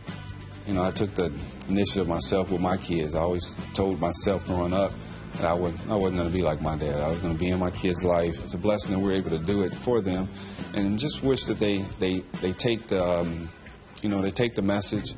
This fantastic voyage was topped off with tickets to the Brewers-Twins game at brand new Target Field. Brian and Bill, we all know that that's a weekend that group will soon not forget. Yeah, that was a lot of fun seeing all those kids and their faces light up when they walked into the ballpark. Taking a real-life road trip, just like a big leaguer, on a plane, a charter plane, a bus, right to the ballpark. Yeah, some of those young men probably never been on a plane. What a good opportunity. Now, you'd be hard-pressed to go down to that Brewer clubhouse and find a player that does not get involved in some charitable organization. I mean, everybody, well, they really, got on board with all that. You're talking to Mark up here and talking about it's all well and good to have the organization, the front office, everybody talking about we want to do more in the community, but the players have really taken hold of that, and they take it seriously and they enjoy the work. Now, let's face it, the players are the ones who draw the big crowds, right? And they bring a lot of awareness. So, and you should include the wives in that. The better half. They are very actively involved as well. They had the mystery bag promotion last homestand. Well, Parra strikes out in right. Second time Parra has rung up his mound opponent, and that's number 6 for Manny Parra. One away in the 5th. Well, you wonder why the pitch count's high. It's 6 strikeouts and 4 walks. That'll do it to you. And Manny able to catch that bottom of the strike zone once again. That's a good pitch for Doug Eddings. He likes that low strike. Top of the order, here's Chris Young, who has walked twice. D-backs have just 1 hit. That was a double by LaRoche. And that double came on an 0-2 pitch from Parra.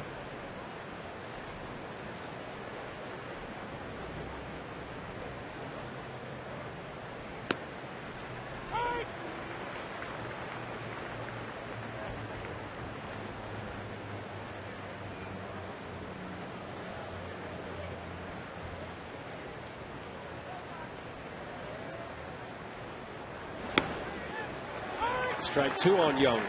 Young was an all-star for the first time this year. Big home run threat at the top of this Diamondbacks order. He's hit all over the lineup. But Kirk Gibson likes him in the leadoff spot because he has plenty of pop in his bat. That one is into deep right center, and that's off the base of the wall. Kane gave it a great effort.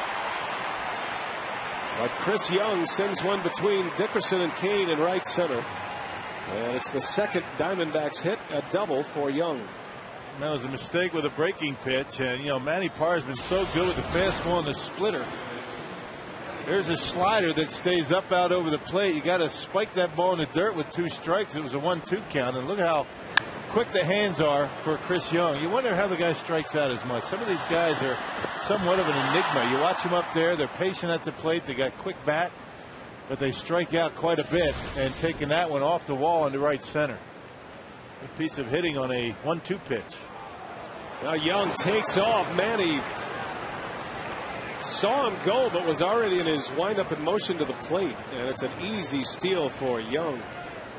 His second stolen base of the game. Check this out. Guessed right again. Well, that changes the complexion of the inning a little bit. Now Young at third base with 1 out. And the Brewers have to bring their infield in. I think sometimes a pitcher will get into a routine where they'll check the runner, they'll get into the set position, check the runner, and then all of a sudden, they'll go to home plate, and they do that the same rhythm every single time. So what a base runner will do, or they'll do in a dugout, they'll count it out. Once he gets into the set position, makes his look to second base, he turns his head, 1/1000, 2/1000. A lot of times they'll get into a routine and a pattern like that, and it looks as though Chris Young had that pattern, and he took off on 1002. You got to mix it up. You got to change it up a little bit. Hold the ball, quick pitch a guy once in a while. That's a big play. Young at third base brings in the sacrifice fly opportunity as well for the Diamondbacks. And a hitter's count to Johnson. You would be amazed at coaches in that dugout. Every major league team, they are looking for anything that they can get as an advantage from that pitcher, whether it's tipping pitches or trying to get an advantage with a move to first base or to second base. Once Manny comes set, he's going to look back and then all of a sudden go to home plate. It looked like Chris Young knew right then, once he turned his head, that he was going to go home.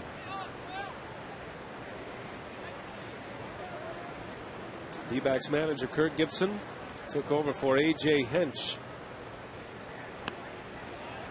3 balls and a strike. Big league coaching staffs are filled with guys that are good at stealing signs down at third base and different things. Got to be on your toes. You really can't fool anybody these days. Not just the Diamondbacks, but any team, including the Brewers. High and tight. And Johnson draws the walk. So the 5th walk issued by Manny Parra. 1st and 3rd now with 1 away. And it's Justin Upton coming up. Yeah, it's not just the eyes of the opponent in the ballpark. So much video these days as well. Scouts, advanced scouts, they come in, watch the team for about a week. You know, the Diamondbacks will send a scout to watch the Brewers for about a week before Arizona comes and plays the Brewers. And they'll kind of identify tendencies, but not just an organization and a team, but specific players. One of Kurt Gibson's former teammates, Lance Parrish. You remember those two with the Detroit Tigers. As Upton skies one, shallow right. Long run for Weeks. Tagging is Young, and he's going to try it. Here comes a throw. The tag, and he's safe at home. Young just got a foot in there. A great slide from Young. Straight to home plate. And Lucroy could not get the tag on him. We are tied at 1. Yeah, about the only way you're going to get a sacrifice fly and a pop out to second base. Ricky Weeks just didn't have time to set himself and get himself in a position to make that big throw. Had to be very quick. He spun around. He got it off as good as he could.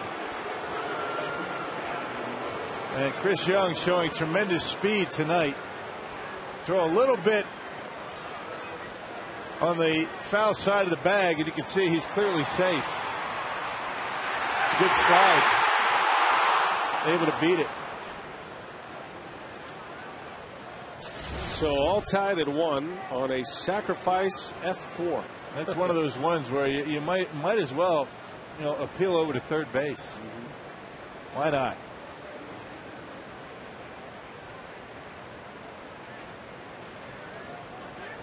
Two outs. And here's LaRoche. It was interesting that throw from Weeks almost hit Justin Upton as he was heading down the first baseline. And that would have been interference, and the inning would have been over, because once you are put out, you got to get out of the way. You can't just stand there and interfere with a play. Not that he intended to do it. He did get out of the way. But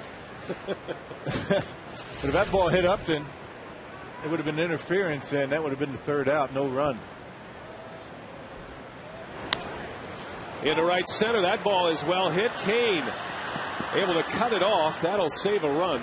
LaRoche on his way to second. Look at this throw, the tag, and he's out at second base. Lorenzo Kane guns a man out. How about that throw from deep right center? Wow. There's that 5-tool that we were talking about right there. Not even close. And how about the tag by Escobar? Nicely done. Put out goes 9-6. The inning ends. The Diamondbacks get a run. And we continue to be commercial free tonight. All in support of a great cause, the Brewers Community Foundation. Telly Hughes out in the AirTran landing zone with a very special guest. Absolutely, BA, and I'm joined by Chantel Davis. She's Doug Davis's wife, and we're going to start off by asking, why is it important for Brewers' wives to get involved in Brewers Community Foundation? Well, I think a lot of us, some live here permanently, some live here temporarily, but either way, these are our homes right now. It's where we're raising our children, and we're proud of this community. We think it's a great community, and we want to give back to our fans. We know they're the ones that make it possible for our husbands' major league dreams to come true, so we want to give back to that. We think it's a great community. And speaking of your husband, Doug had a bowl-a-thon recently, and it was going towards the proceeds of the Miracle Field, as well as also giving proceeds to the Brewers Community Foundation. And how did that event turn out for you all? Oh, it was great. It was a lot of fun. The sausages came, they bowled, everyone had a good time, and we raised a lot of money, and it was for a great cause. really went out to help some very great kids. So. Yeah, and we're still pushing items here in the auction area. As you can see, the volume has really picked up, but there's one you really want to push, and that's the backyard tailgate. Tell us a little bit about that one. I think the backyard tailgate looks like the most fun. You have a chef come in, a master chef, cook you a barbecue, a year's supply of brats and Miller beer, brats from Clemens, of course, and the sausages are in your own backyard. Now, how cool would your friends think you were if you had the sausages at your backyard barbecue? Hey, they're always the life of the party, and you can go bid on that online at brewers.com/whatisgood. But you can also go to Fox Sports Wisconsin, and you can click on the Brewers Community Foundation tab. And once again, we'll be here all night long pushing these items. And Chantel, thank you for your time, and we're going to get back to baseball. All right. Good to hear from Telly and Chantel. That's a good call, though. I like that little backyard barbecue. And no, the professional chef will not be Bill Schroeder. As talented as his culinary skills are, he's by no means a pro. What are you talking about? I mean, unless you have one of those white coats with your name on it, do you? No. Okay, then you're not a pro. But you're a fine amateur, though. I'll tell you that. Tremendous slouch. I don't know many rib smokers that are chefs. I can smoke anything. Yes, I'm a professional rib smoker and crowd estimator. Speaking of which, how about this crowd tonight? Yeah, big crowd on a Tuesday night at Miller Park, and a beautiful night for baseball as well. Escobar, the only Brewers run on the board, he homered in the second inning. Hit his third home run of the year. When they talk about a wall scraper, that's what they're talking about. It went right down the back of the wall. And almost a home run saving catch by Rusty Ryle. Escobar's first home run since May 15th. That was here at Miller Park as well against the Phillies.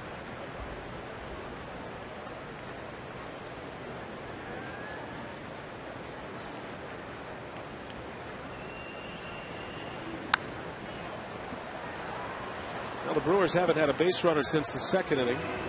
Jonathan Lucroy singled after Escobar's home run. Enright has given up just 3 hits. Has 1 strikeout, and he has not walked a batter, and he is living up to his billing. I was talking to Dale Swayman about this kid, before the game during batting practice. He said he doesn't have any pitches that really, knock your socks off. Nothing really outstanding, but 4 pitches that he could throw at any time. And he also said that it appears on video anyway, and again, none of the Brewers have ever seen this guy. He hides the ball a little bit sneaky fast. He's a short armor. And that means he's going to get some natural run in on a right-handed batter. And the ball will sneak up on you a little bit. And it appears that that's been the case so far. Well, he's only 8 starts into his major league career, but those who've been watching him every 5th day say that when the moment counts, and in the bigger moments, he becomes actually a better pitcher. He has more command, and he's not afraid to throw any pitch in any count. So the Diamondbacks are very high on the 24-year-old Enright. Played his college ball at Pepperdine. His worst start of the year, 3 earned runs in 5 2/3 against the Cubs. How about that? That's it. That's the worst start of the year. His last start against Washington, he went 6 innings and just 2 runs. Made his major league debut against the Cardinals in St. Louis and was the winning pitcher back on June 30th.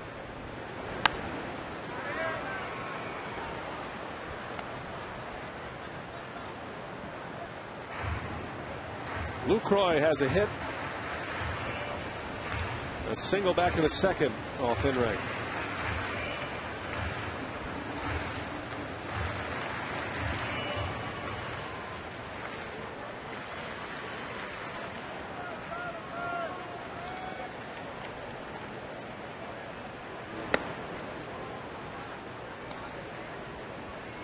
Well, from what we've seen tonight of Enright, he likes to use the high fastball. Yeah, with 2 strikes. Struck out Casey McGee on the high fastball in the 4th.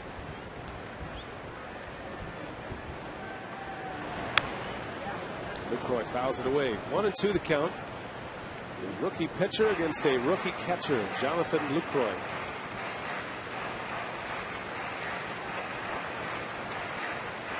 The Brewers starting 3 rookies tonight: Lucroy, Escobar, and Kane. And those 3 figure to get a lot of playing time the rest of the season. You saw the Diamondbacks having played pretty much straight away. Straight away in the outfield. They've got Johnson a little bit shaded up the middle, just a bit. Jonathan will hit the ball. He'll shoot the ball all over the diamond.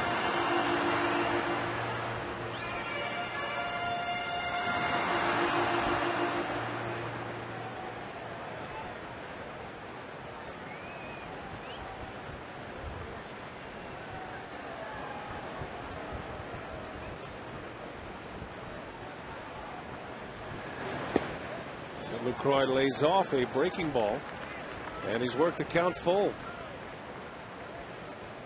Lucroy's major league debut was May 21st, and he got a hit in his first game against the Twins. That was at Target Field.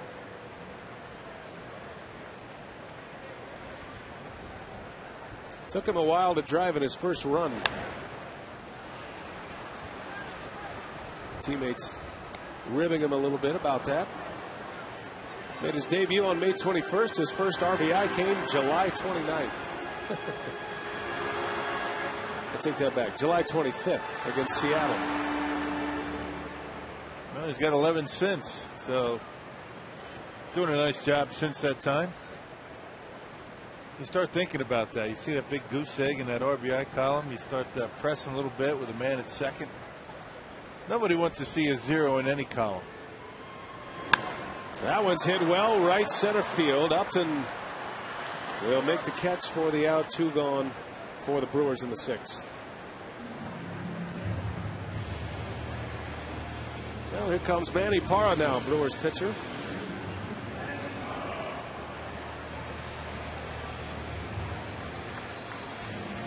Tomorrow for the Brewers, it'll be Dave Bush against another young pitching sensation, Daniel Hudson. Hudson was a guy they got from the Chicago White Sox. He was in the Edwin Jackson trade. But boy, did he have some kind of debut. And he's kept it going. Hudson is 2-0 with a 1.15 earned run average.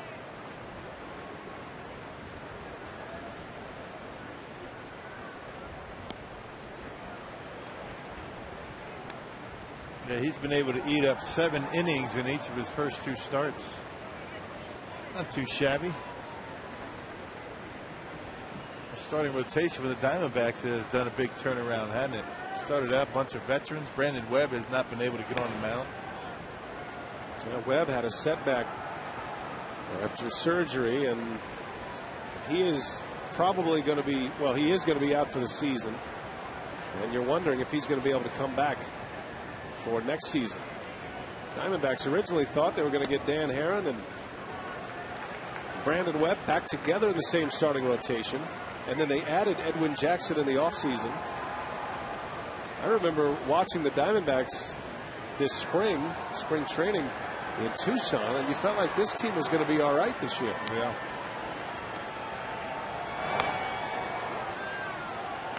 But Arizona starts play today 44-69. 25 games under 500. And a manager and a general manager fired. How about this at bat by Manny, huh? Hanging right in there.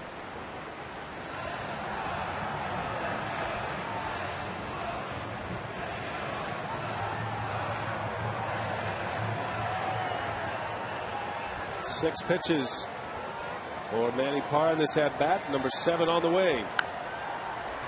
Pops it up. That will stay playable for Reynolds.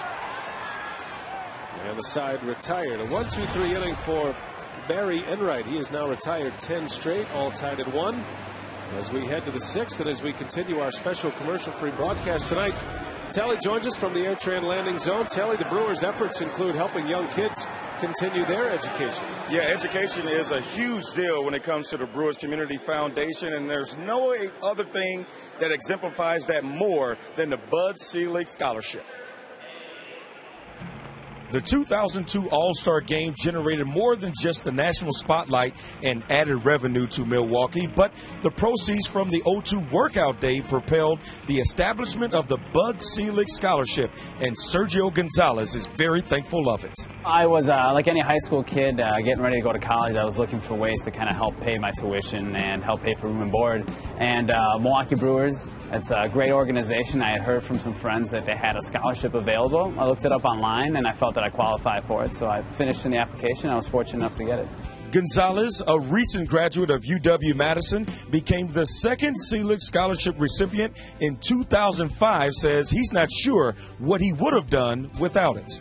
It would have been impossible. I don't think I would have been able to go to college. Fortunately, I have a loving family that does as much as they can for me, but financially they can't help me out as much as would be possible to pay for tuition. So without the Brewers' help, I probably wouldn't able to get through the UW. It would have been very difficult. The Selig Scholarship has run its course for Sergio, but that hasn't stopped him from continuing his volunteer work with the Brewers. As a matter of fact, the commitment runs in the family, with this year's Selig Scholarship recipient, Alejandro Gonzalez. Sergio's brother will attend the University of Wisconsin-Milwaukee this fall. And even though Sergio's internship ended a long time ago, when the flood that hit Miller Park last year caused thousands of damage, Sergio was one of the first ones to come and help, and he was a huge helper in that, BA. All right, Telly, thanks a lot. Again, it's our Community Foundation broadcast tonight, commercial-free, trying to raise a lot of money for the various charities the Brewers support. You can go to foxsportswisconsin.com, click on the Community Foundation link, or you can go to brewers.com/whatisgood website. We go to the sixth inning at Miller Park. Manny Parra has given up just one run. Nice play by Weeks on a big hop, and Montero is retired. One pitch and one out. The perfect package. Autographed jersey from Prince Fielder. You get a photo opportunity on the field during batting practice. This will happen Tuesday, September 7th. And Rock, the winning bid will receive 4 premium tickets. Those are your seats, I think, and the preferred parking. So that's a sweet package. Matter of fact, that's a perfect package. Yep, hang out with Prince Fielder for a little bit. One gone as Parra faces Mark Reynolds, and he shuffles his feet.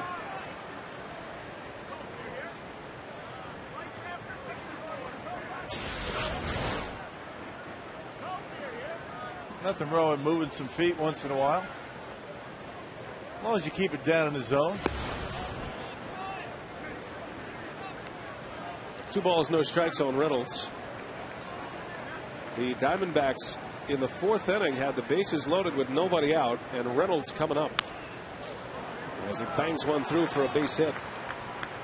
Reynolds struck out in the 4th, and then Parra retired the next 2 hitters without a run scoring, and he got out of a jam in the 4th. Arizona scored their run in the 5th. Well, Manny moved his feet, and then the next pitch. Not a bad pitch. It was on the outside corner. Down somewhat, but Mark Reynolds able to reach out and bang it up the middle. Had some top spin on it. Able to get into center field for a base hit. So a runner on with 1 away, and here's Stephen Drew. And Reynolds takes off. Lucroy's throw to second is late. A stolen base for Reynolds. Well, they either have Manny Parra's move or they're guessing right. That's the 3rd time that they've had a huge dump over there on the bases, twice at first base and once at second base. Take it out right away. Goes on first move. They must have something figured out with Manny Parra, because that's not even close. And Mark Reynolds really not a big base stealer. His 6th stolen base of the season. Takes the Diamondbacks out of a double play situation, and now Parra facing Drew with a runner in scoring position. That's a go-ahead run at second. And Jonathan's really done a nice job in the last couple of weeks blocking balls. He had a tough time catching Manny Parra. What was that, about 2 weeks ago? Ken Maka decided to have George Kataris catch him because he wasn't happy with the way Jonathan was blocking the ball, but ever since that time he's been very good. A lot of hard work before the game with Brad Fisher. It was a game where there were 5 wild pitches. Parra had 4 of them. And a mechanical adjustment from the catcher on how he blocks balls changed it for Jonathan Lucroy.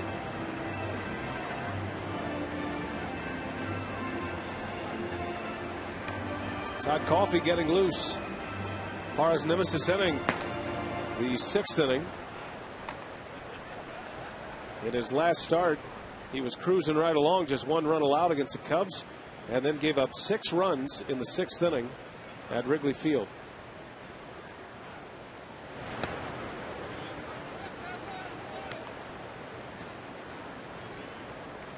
You look at Parra's line from that day, 5 2/3, 6 runs on 6 hits. You say, well, he had a bad game. But he was dominating the Cubs through the first 5 innings. Just all fell apart in that final inning. A very frustrating day for Manny Parra. And this is the part of the ball game where Rick Peterson and Ken Maka are hoping that Manny's going to be able to make that breakthrough and get into the 7th inning, get into the 8th inning. He's been a starting pitcher long enough now this year for him to be able to maybe on a few occasions get into that 8th inning from time to time. 3rd time through the batting order.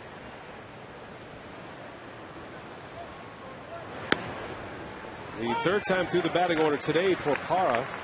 The Diamondbacks have produced 3 hits, a walk, and a sacrifice fly.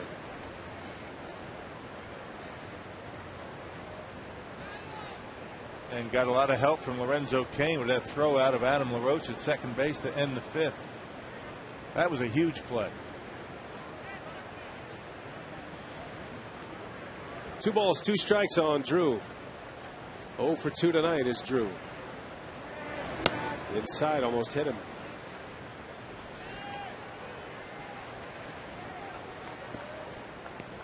The Brewers will have the top of the order coming up in the bottom of the 6th.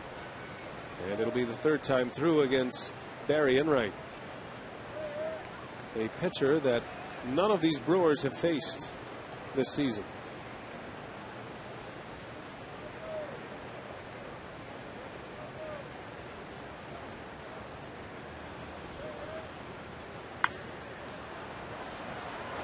Joe England will give it a look. That'll slice in the seats.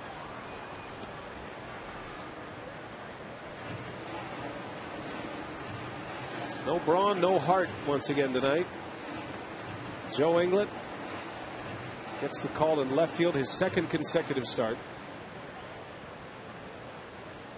This has a different feel to it, that lineup, without those 2 guys.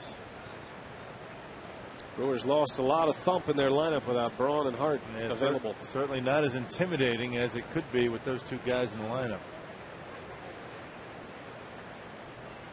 But you got to figure out a way to score runs.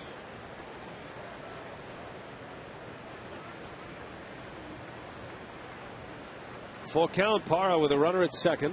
The go-ahead run. And Drew takes ball 4. And Manny has given up some walks here tonight. That is his 6th walk to go along with his 6 strikeouts.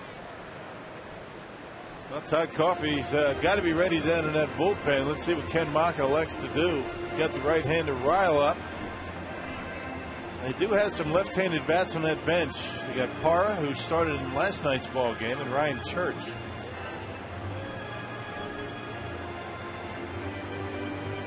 If they make a change and go to the right-hander. All right, so Ken Maka on his way out, and that's going to do it for Manny Parra. 5 1/3 for Parra here tonight. At this point, he's given up just 1 run, but 6 walks, partner, to go along with 6 strikeouts. You're just not going to be able to pitch around that many walks.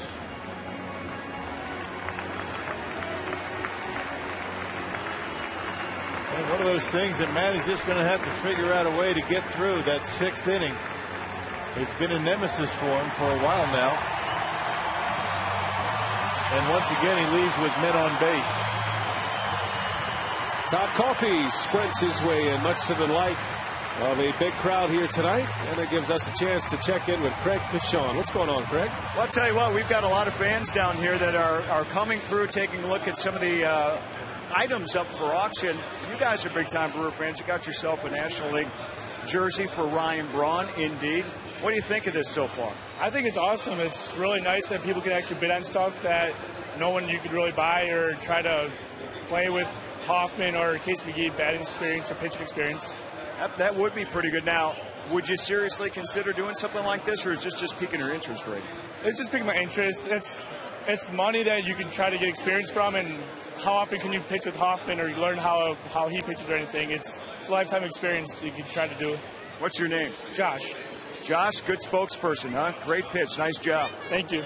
All right, lots still going on. Of course, plenty of time for you to submit your bids as well online. So while the Brewers are making this pitching change right now, we'll send it back upstairs to Brian and Bill. Push him over the top, Craig. I know it. I might. Get back here. All right, Todd Coffey is in the pitch. Manny Parra exits, tying a career high in walks with 6, which is a number he set back in 2008. But he still has a chance here. He's only given up 1 run. Coffey will pitch with 2 runners on base. And again, you can be a part of our commercial-free broadcast tonight in our auction. Log on to brewers.com/whatisgood or foxsportswisconsin.com. Click on the Community Foundation link. Right-hander Todd Coffey in the pitch for the Brew Crew. Yeah, last pitched on Saturday against the Houston Astros. Retired the only batter that he faced. And that stranded an inherited runner in the 8th inning. It's about the time that Coffey has been used most of the time by Ken Mock at midpoint in the ball game with men on base. Ken Mock very comfortable bringing Todd Coffey in with a couple of men on. Coffey, a ground ball pitcher, a power sinker he throws. Maka taking a chance at a double play to get him out of the mess. Kurt Gibson will counter with a left-handed bat. Rusty Ryle is out.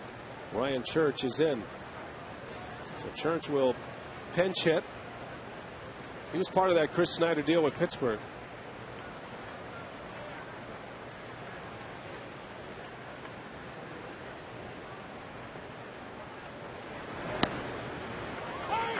Church, one of those guys that will take some pitches. He'll go up there and look for a pitch in a certain spot and will not swing until he gets it, even with 2 strikes. Last year, Church traded from the Braves to the Mets. Jeff Francoeur, an even swap. Francoeur has ended up as the everyday right fielder for the Mets most of the season. Church has bounced between 2 organizations now. Not getting much playing time. He's only a 184 batter coming in.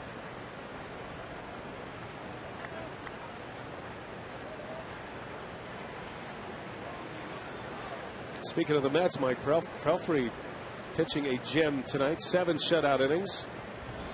Out pitching Ubaldo Jimenez, and the Mets lead 1-0 over the Rockies in the 9th inning at Citi Field. Jimenez went 7 innings, gave up 1 run, on the hook for the loss. We're about ready to write Mike Pelfrey off in New York. He bounces back, one of his better starts in a while. There had to be. Jimenez with one of his better outings as of late. What's that earned run average for Jimenez? Up to almost, what, 2.6? The 1 run he allowed in 7 innings raised it to 2.55. All the way up to 2.55. Yeah, 2.55. Yeah. Actually, his ERA dropped by 6 percentage points today. Swing and a miss. Coffey strikes out Ryan Church. They got a slider under his hands and doing a nice job. Coffey coming in throwing well. How about that pitch? Down and in.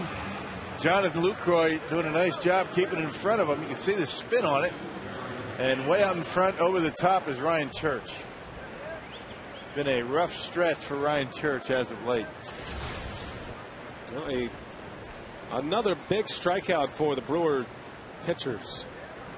And now Coffey will face the Diamondbacks pitcher, Barry Enright, with 2 outs and 2 on. Interesting move right here, huh? You rather have the pitcher bat with 2 outs and a couple of men on. You take out Ryle.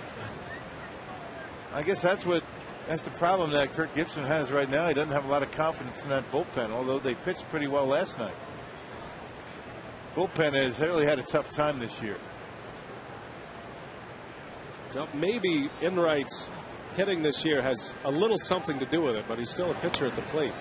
And he struck out twice already. But he does have 5 hits this season, and he's driven in 4 runs in just 8 games.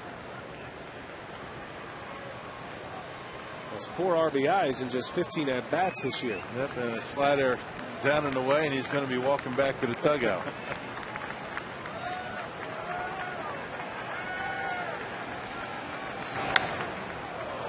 Bouncing ball, Weeks bobbles from the seat of his pants. The throw is late.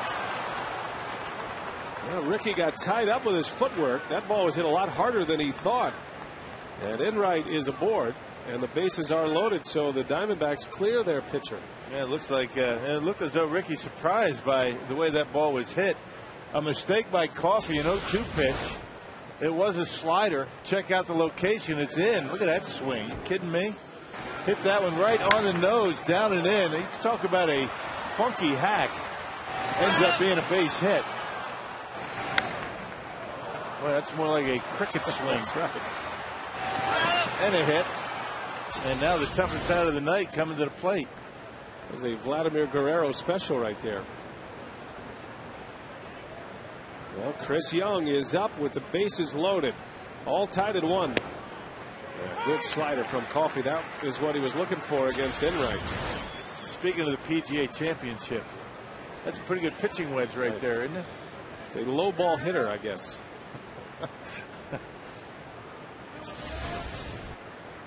Kept his head down on it, though. Yes, he did. Had the club face square at impact. Excellent ball striking.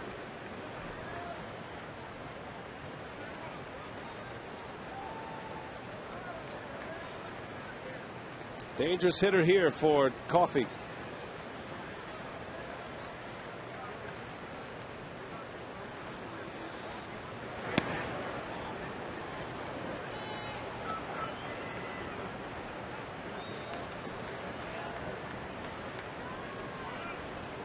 Mark Reynolds over at third. Had a 1-out single and a stolen base. Stephen Drew at second. He walked. And Enright with an infield hit.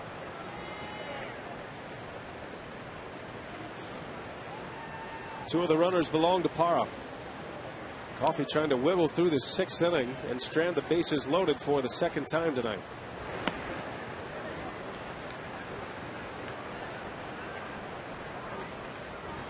Coffey spent 3 weeks on the disabled list with a thumb injury to his pitching hand. He injured his thumb while at the plate.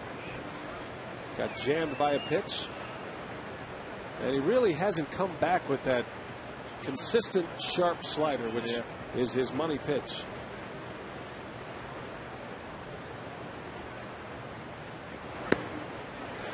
There's a good one. Yeah, there's that low strike that Doug Eddings has been giving both pitchers tonight. Yeah, first 18 games for Todd Coffey. A 2.20 earned run average since that time after coming off the DL. Numbers not nearly as good.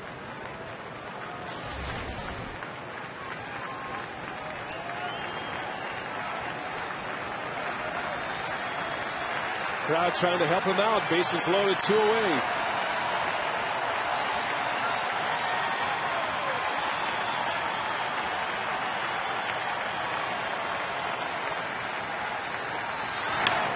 In the air, he popped him up. This should get him out of the inning. Dickerson wants it. And he's got it for the out. So again, the Diamondbacks strand the bases loaded. And we're still tied at 1. No commercials tonight, remember, as we celebrate Brewers Community Foundation. Send it out to Telly. Has some very special guests in the AirTran landing zone. Telly? Yeah, that's right, BA. 2 major pieces to tonight's commercial-free broadcast. I'm pleased to be joined by General Manager of Fox Sports Wisconsin, Mike Diamond, and, of course, Brewers General Manager Doug Melvin. And, Doug, I'll start with you. Community involvement in this organization is emphasized so heavily. Why is that? Well, we just think it's very important. Right from the minor league level up, we start with having our players work with the Special Olympics. Reed Nichols is in charge of the minor leagues. Right from Helena, Montana, all the way into Milwaukee, we expect them to get involved, because when they're up here as a player, it's extremely important for them to reach out to the fans and for the people who don't have the same opportunity that they do as players. And from the front office ourselves, myself as a general manager, my wife, we get involved with breast cancer and raise money for Susan G. Komen. We've raised $150,000 the last 4 years. So right from the bottom all the way up to the top, it's extremely important, and we have a real strong initiative. And Mike, I'll turn to you, because the Brewers owner, Mark Antonosky, will say you are the brainchild behind this. How did this all come up, and how did you see this manifest? Well, it began every year. We have an annual meeting with the Brewers to review the season, about what went right, what went, we maybe want to improve, and we also want to hear from them about what's important to them. And I know that this was especially important to Mark and Debbie to kind of reestablish Brewers Community Foundation, and we took it upon ourselves and took it to task that we needed to do something special for that as well. So in about January, we came up with the idea to do a commercial-free broadcast in order to raise awareness for all the good things that the Community Foundation does, because it's so many times it goes unheralded. You don't hear about a lot of the good stories. So that's why you're seeing the things that you are tonight, and also turned into a fundraising effort so the members of the community and the Brewers fans could help contribute and support the foundation. Yeah, you could definitely multitask with both. And Doug, I'll turn back to you, because you recently had a pink tie reception, but that's not it when it comes to fighting breast cancer. You guys have other events coming up as well. Yeah, my wife Ellen, my daughter Ashley, along with the Brewers Community Foundation, have an event coming up, and also there's Ricky Weeks jersey, autographed jersey, is going to be with raffle tickets of $5 on August 27th. Fans will have the opportunity to, with the raffle ticket, to get a Ricky Weeks signed autographed framed jersey. So, and that money will also go to the Susan G. Komen Foundation. Well, Doug, thank you for your time, and Mike, thank you for your time, and surrounded by general managers, but for a great cause in tonight's commercial-free broadcast. Brian, let's send it back up to you in the booth. All right, Telly. Well, Telly, he's in some tall company down there, right? Yes, sir. A couple of GMs at work. Yeah, we applaud both of their efforts. Going to be on his best behavior. Yes, buttoned up. Lorenzo Cain leads off for Milwaukee. Ryan Church stays in the game to play left field. Church in for Rusty Ryle. Well, the Brewers have been able to dodge a few bullets here in this game. Twice the Diamondbacks have had the bases loaded. Had the bases loaded with nobody out in the fourth. Could not score. Had runners at second and third with one out in the sixth. And not much going on offensively for the Brewers since the third inning of last night's ball game. The pitching for the Diamondbacks shut the Brewers down from the fourth inning on last night. And the Diamondbacks pitching, which has had its ups and downs this year, seemed to be throwing the ball pretty well last couple of nights. Well, third time through the batting order here for Milwaukee. The only chance any Brewers had an opportunity to face Enright was maybe down in the Southern League. And I went to Jonathan Lucroy and Lorenzo Cain, who both started in Double-A Huntsville in the same league where Enright was at Mobile. But those two didn't match up. The two teams didn't play while the players were in their spots in Double-A. So even Lorenzo Cain and Jonathan Lucroy didn't face Enright. And the last time the Brewers played the Diamondbacks in May, Enright was pitching for Mobile.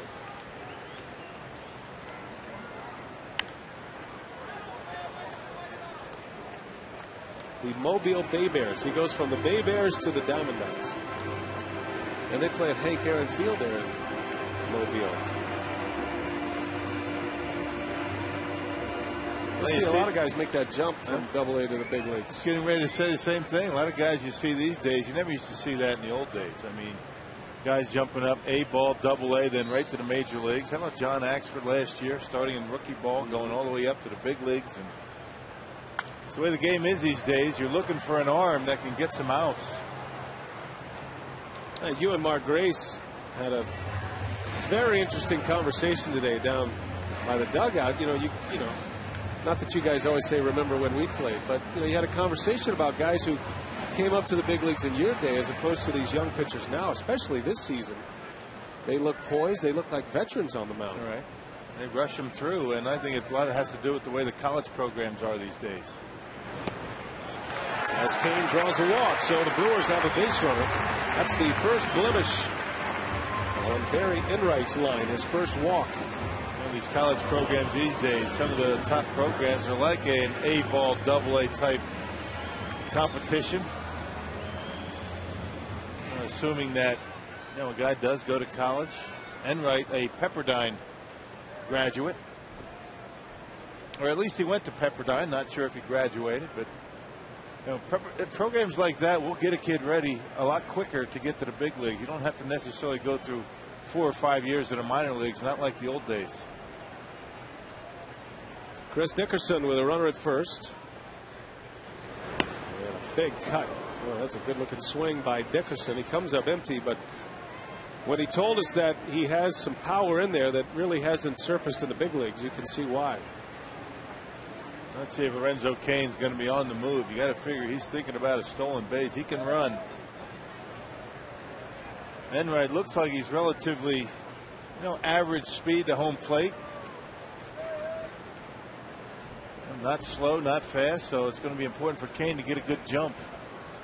The fact that there's a left-handed hitter at the plate always helps in stealing a base. It's tougher for that catcher to clear that hitter to make the throw to second base. Down in the minor leagues, Lorenzo Cain stole 26 bases and was caught just 3 times.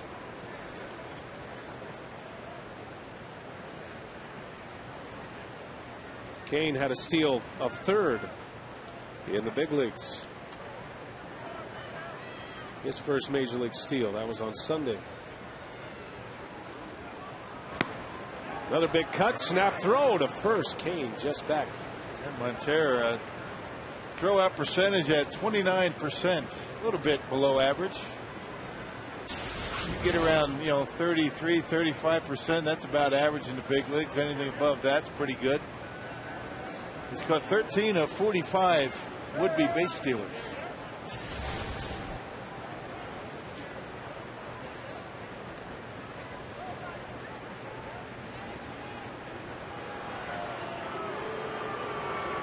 Enright doing the best he can to help him out. Catchers love that.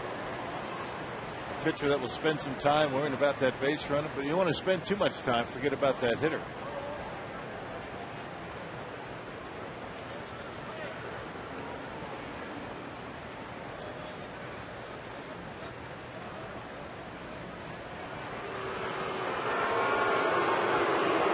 At least he's going to get his heart pumping a little bit.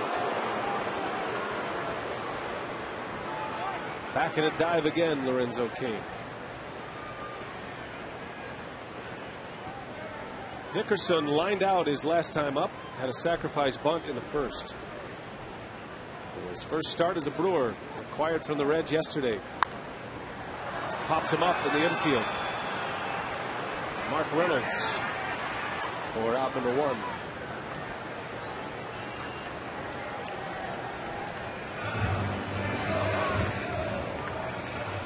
Yeah, you talk about college pitchers being polished, and the natural question would be, well, why don't teams just draft college pitchers?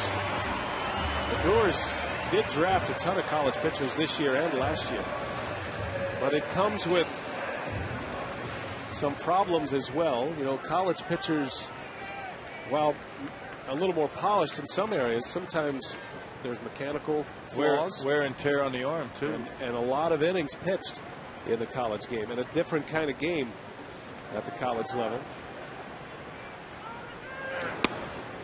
The Brewers, with their first selection this year, chose a high school pitcher from California, Southern California. It's not necessarily an organizational philosophy all the time. It's just that you take the best possible athlete. And that may be a high school player, when you get an opportunity to make a choice. A lot of upside with high school, but then again, a lot of downside, a lot of risk involved. And you may have a better sense of what you're getting down the road in the long term with a college player, a guy that's been in college ball 3-4 years.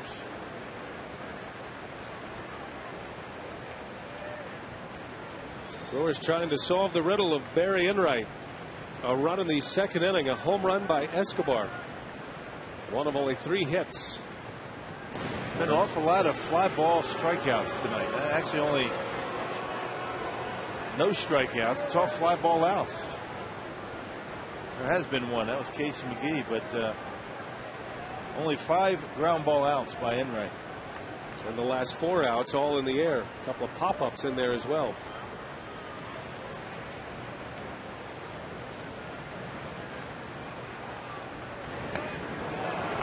Ball and 2 strikes on Weeks.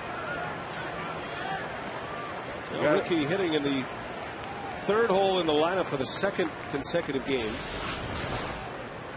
Big hanging slider, and Ricky swings right through it. That was a mistake that he got away with at Enright. Ricky had a healthy cut.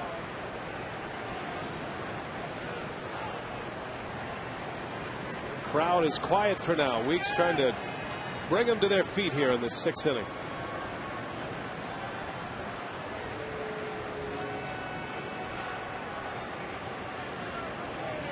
Weeks with 71 RBIs. 8th in the National League to begin play today. And all 71 of those ribbies coming as a leadoff hitter.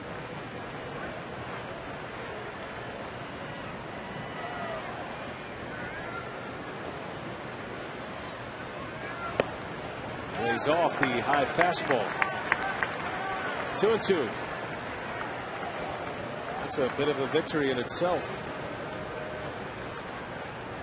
That's the same pitch that Enright struck out Casey McGee with in the 4th. And it's only 89 to 90 miles an hour. Very rarely has he gone over 90. And even at that low velocity for a fastball, tough to get on top of. Got him with a breaking ball. So Weeks is out. Enright has his 2nd strikeout. High fastball, good curveball. Had some good snap on that curveball. That breaking pitch has been a good one for him. Going straight down, right on the outside corner. Ricky tried to pull it, came up empty.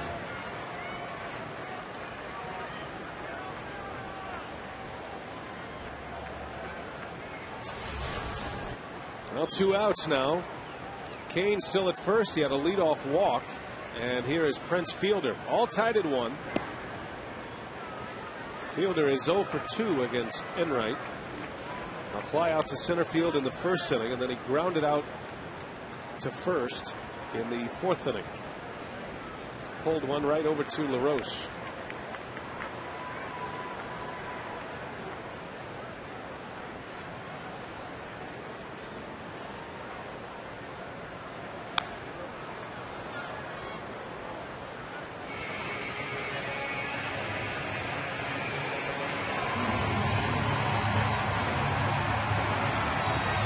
Fielder talking to himself a little bit.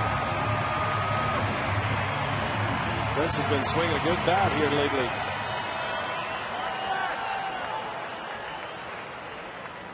Has 6 hits on the homestand. Fielder is now 6 for 17 on the homestand. This is the 5th game of the homestand. Fielder with 6 RBIs.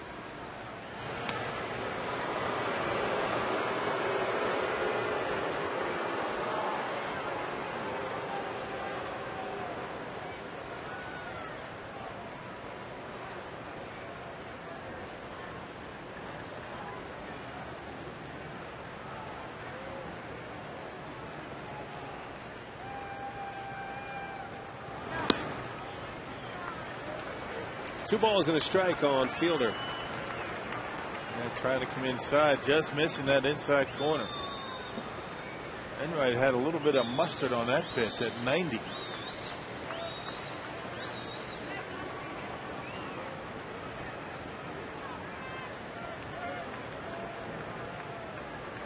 Well, Enright didn't miss by much.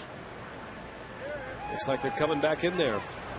And Fielder takes a ball, another close pitch.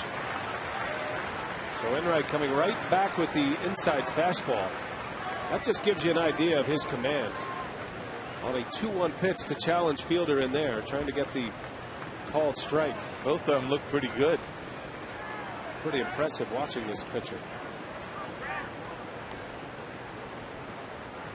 He does not pitch like it's his 8th major league start. Seems like he's been around a while.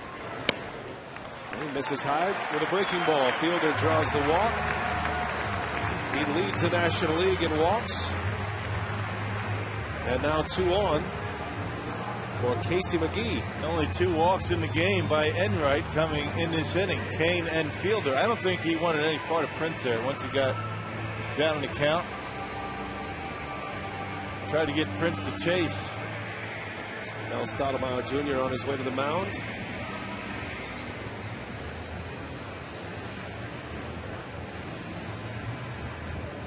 Now Casey McGee, despite being 0 for 2 tonight with a strikeout, put up pretty good numbers against the Arizona Diamondbacks in his career. 8 games, a .429 average, has 3 homers, and look at the RBIs in just 8 games. Driven in 12.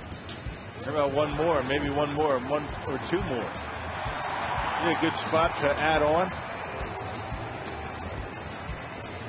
This is where Casey becomes a very tough hitter. Opposition pitches around Prince Fielder. Casey McGee comes to the plate, and a lot of times you'll see Casey come up big. So McGee with 2 on. Best scoring opportunity for the Brewers since the 2nd inning, when they had 1 man on after the Escobar home run. Enright retired the side in order in the 3rd, 4th, and 5th.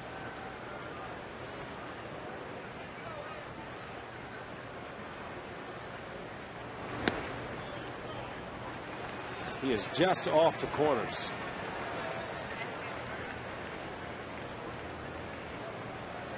.322 average for McGee with runners in scoring position.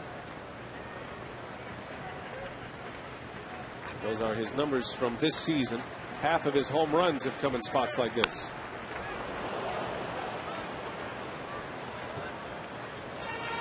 Yeah, Casey looking inside. He got a pitch inside, and pretty good movement going down and in on McGee. McGee on top of it. This kid's got a lot of moxie out on the mound, doesn't he? Knows what he's doing.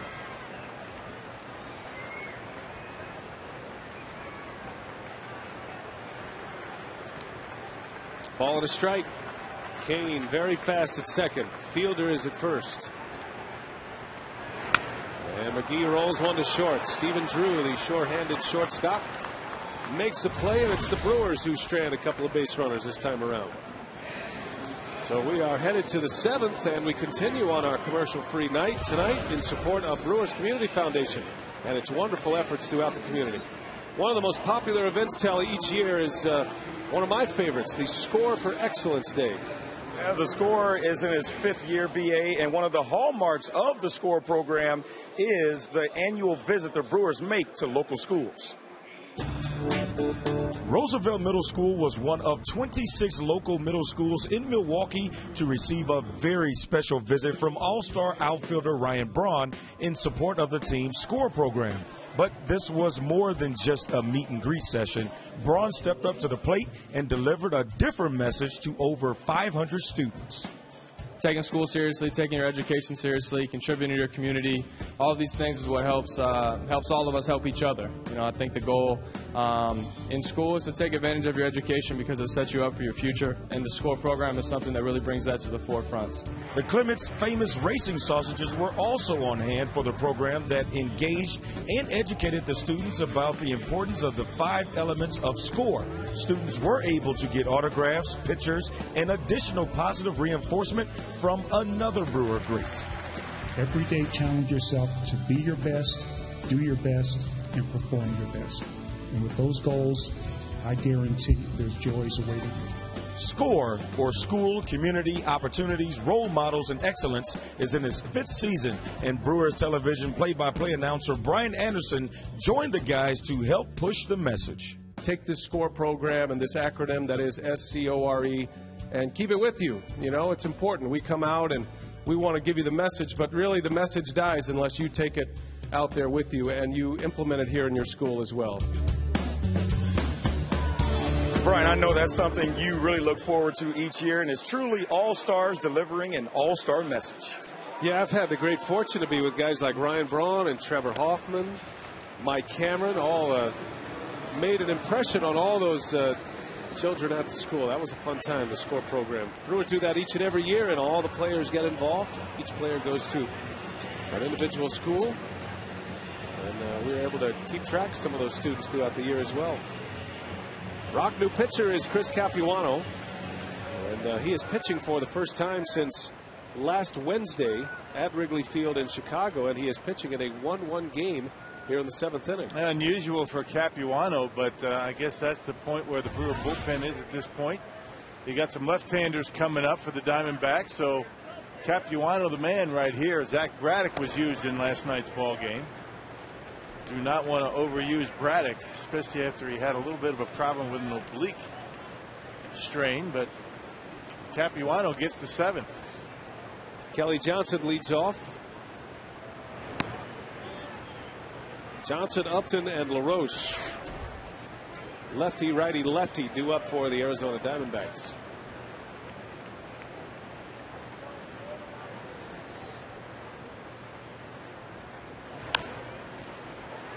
So tomahawk chop over there to second base. Weeks makes the play for the first out.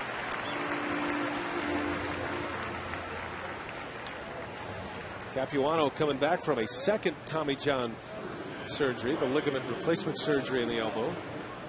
And there were many who wondered what he would be like out of the bullpen, how effective he would be, having to warm up in a hurry, maybe get up, sit back down, start up again, pitching consecutive games. But the Brewers have been able to manage it well, and Capuano says it's nothing to him. He feels like he's a normal pitcher once again now that he has a new ligament in that elbow. Yep, he's made 2 starts. He won 1. That was at Pittsburgh. There's only been 1 occasion where he's thrown on back-to-back days.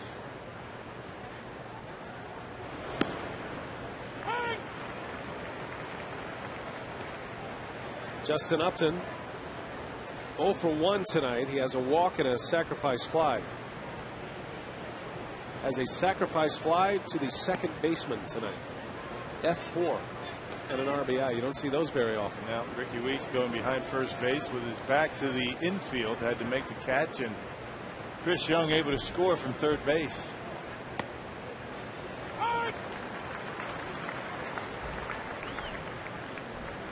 Capuano, a former Diamondback, traded from the Diamondbacks to the Brewers, as a matter of fact.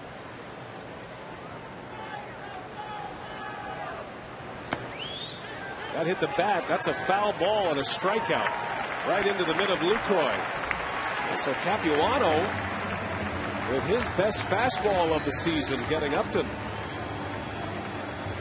Yeah, the combination of the fastball, which, barely touches 90, 89, 88, 89. He's got that good changeup that acts like a slider. Able to blow that one right by Justin Upton.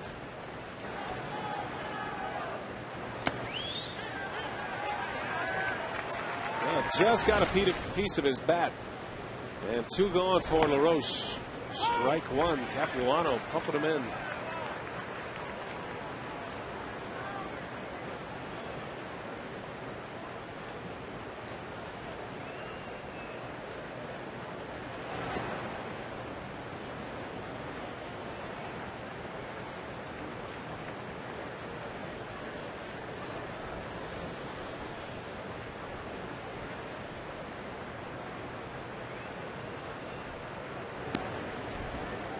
Ball and 2 strikes.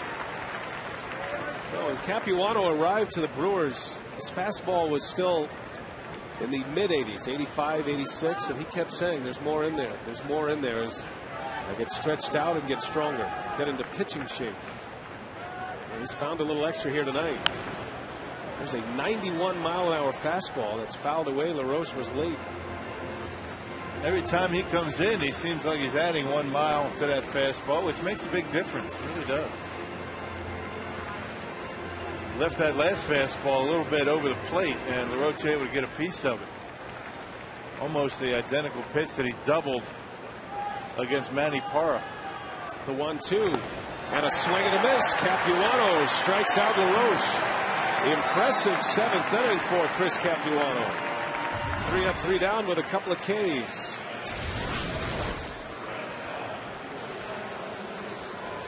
Yeah, good slider down and away. That's exactly where you want it. On the outside corner and gets LaRoche on strikes. All tied at 1, and we roll on. Commercial free tonight as we celebrate Brewers Community Foundation. And one of the newest projects of the Brewers Community Foundation is efforts to bring a miracle field here to Milwaukee, Telly. Yeah, recreation is a major element of the Brewers Community Foundation, and Keene Fields at Rainbow Park recently received some much-needed renovations. Unfortunately, there was a young person that decided to create some damage in the park by driving through the backstop and the dugout, and so it basically made the field unmanageable. Kids are unable to play. In spite the senseless damage Harvey Keene Fields at Rainbow Park suffered in March, the outlook remained positive. Good things can come out of bad things. I just can't wait till we're back here and the kids are playing and the fields are restored and they'll look better than ever. So I couldn't be happier. The kids couldn't have been happier once the new and much improved Keene Fields reopened. The fields were even serenaded with the starting right side of the Brewers infield, Prince Fielder and Ricky Weeks. Anytime you can, give, help out other people, it's just always good to know you can give back. Just being young like them and, seeing where I was at really at the same time. So just come out here and try to make those kids' eyes open up like that. It's always good. Everything is back to being all good now that kids have a home baseball facility to call their own.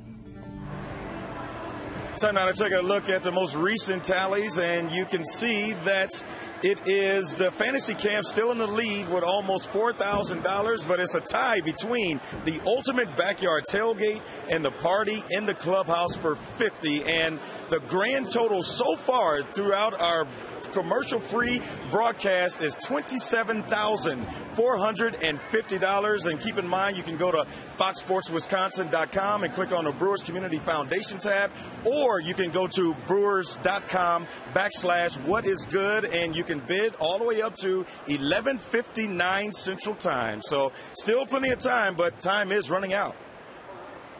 Thanks, Telly. And just a reminder, the Brewers are competing with other major league clubs for a $200,000 grant they would be able to use those dollars to build Milwaukee's first Miracle League baseball field for children with disabilities. They can only make it happen with your vote. Go to brewers.com/whatisgood and vote for Brewers Project, or text Brewers to 76462. Bottom of the 7th here at Miller Park in Milwaukee. And Joe Englund facing Blaine Boyer, new pitcher here, as Barry Enright is out. 6 innings, 3 hits, just 1 run. Both starters now out of the game and won't factor in the decision tonight. See the numbers on Blaine Boyer. He's only given up the 1 home run, so good job, although he does have that ERA hovering around 5. This has been the nemesis part of the game for this Arizona Diamondbacks this year, their bullpen. The bullpen has really had a tough time, an ERA over 6.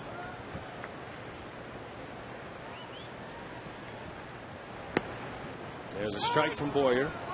Boyer was actually designated for assignment earlier this year, taken off the Major League roster, and no team claimed him. That's where any team has an opportunity to pick up a player off waivers, call it the waiver wire, when they're taken off the Major League roster. But no team claimed him, and he ended up back in the Diamondback system. He re-signed, basically, accepted a minor league assignment, and then lo and behold, he's right back in the big leagues. Very similar plight to what Chris Narveson went through last season. Yeah, he was the Cardinals last year for a little while. Remember him with St. Louis? Boy, Englund rips one to center field. That's down, a base hit. So Joe Englund, the first hit for the Brewers since Lucroy's single in the 2nd inning. I think the Brewers very happy that young Enright is sitting on the bench and done. He was spectacular tonight. Very impressive for Enright. And now a new pitcher, a fastball straight as a string up in the zone, and England able to bang it into center field. A little bit down on the trademark, but able to line it into center in front of Chris Young and a leadoff base runner from Milwaukee. Second time they've been able to do that. Check that, third time. Lorenzo Cain led off the sixth with a walk. Now it's Escobar who homered in the second.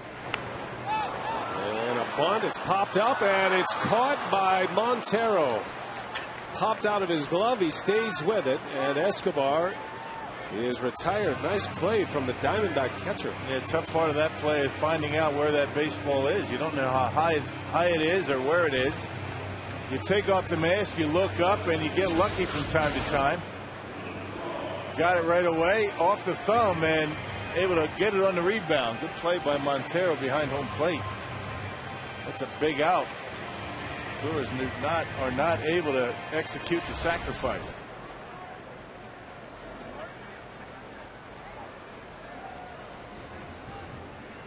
Well, England still at first, and here's Lucroy now. Lucroy singled in the second inning, 1 for 2 against Enright tonight.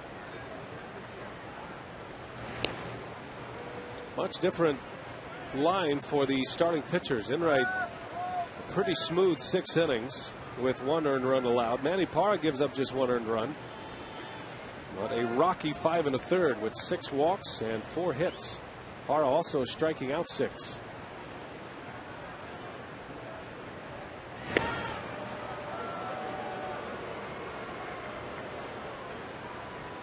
Twice the Diamondbacks have stranded bases loaded, and they've left 9 men on base through the first 7 innings.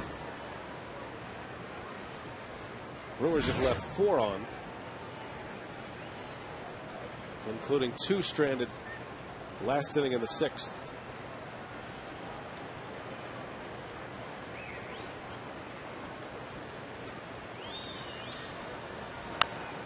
Gets sawed off. Boyer to second for 1. The turn in time. A 1-4-3 double play retires the side. The Brewers get a leadoff single and cannot do anything with it. We are still tied as we head to the 8th, and we continue on with our special evening of commercial-free baseball, all for the Brewers Community Foundation. Telly, the Brewers introduced a program this season that has been effective to the tune of over $500,000. Brewers Community Foundation, and it's something that you can win big prizes and donate at the same time, and it's the 50-50 raffle. The 50-50 drawing is another great opportunity to win incredible prizes and support nonprofit quality programming through the Brewers Community Foundation. If you've already taken advantage of the 50-50 raffle, you've probably met Sue Walski. That's if you were able to catch her. My name is Sue Walski, and I'm a 50-50 raffle ticket seller.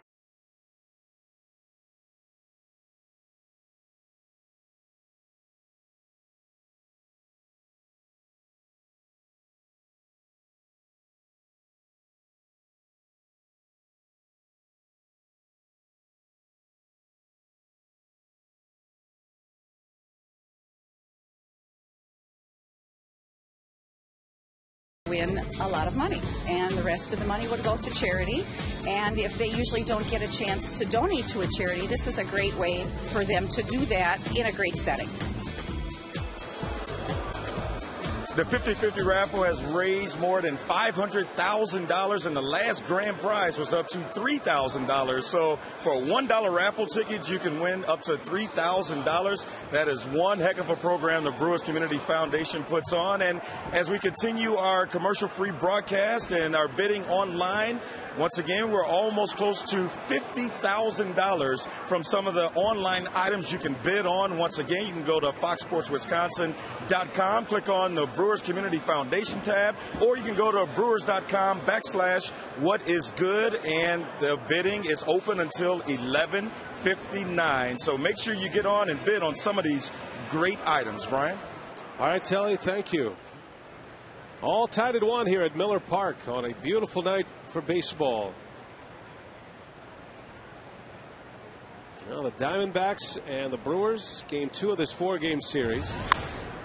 Capuano back on the mound. That one is into deep center field. Dickerson at the track, at the wall, and that baseball is gone. Miguel Montero goes to straightaway center field, and he puts the Diamondbacks on top, 2-1.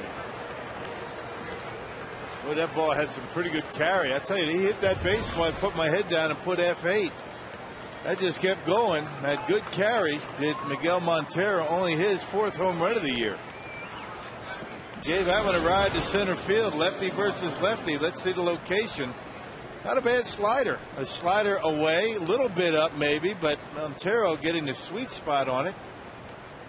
And driving it out of here to center field, so the Diamondbacks take a lead in the top of the 8th inning. It's a pretty good swing right there. He put a nice swing on that baseball. Dickerson going back and just ran out of room. Out of here by plenty.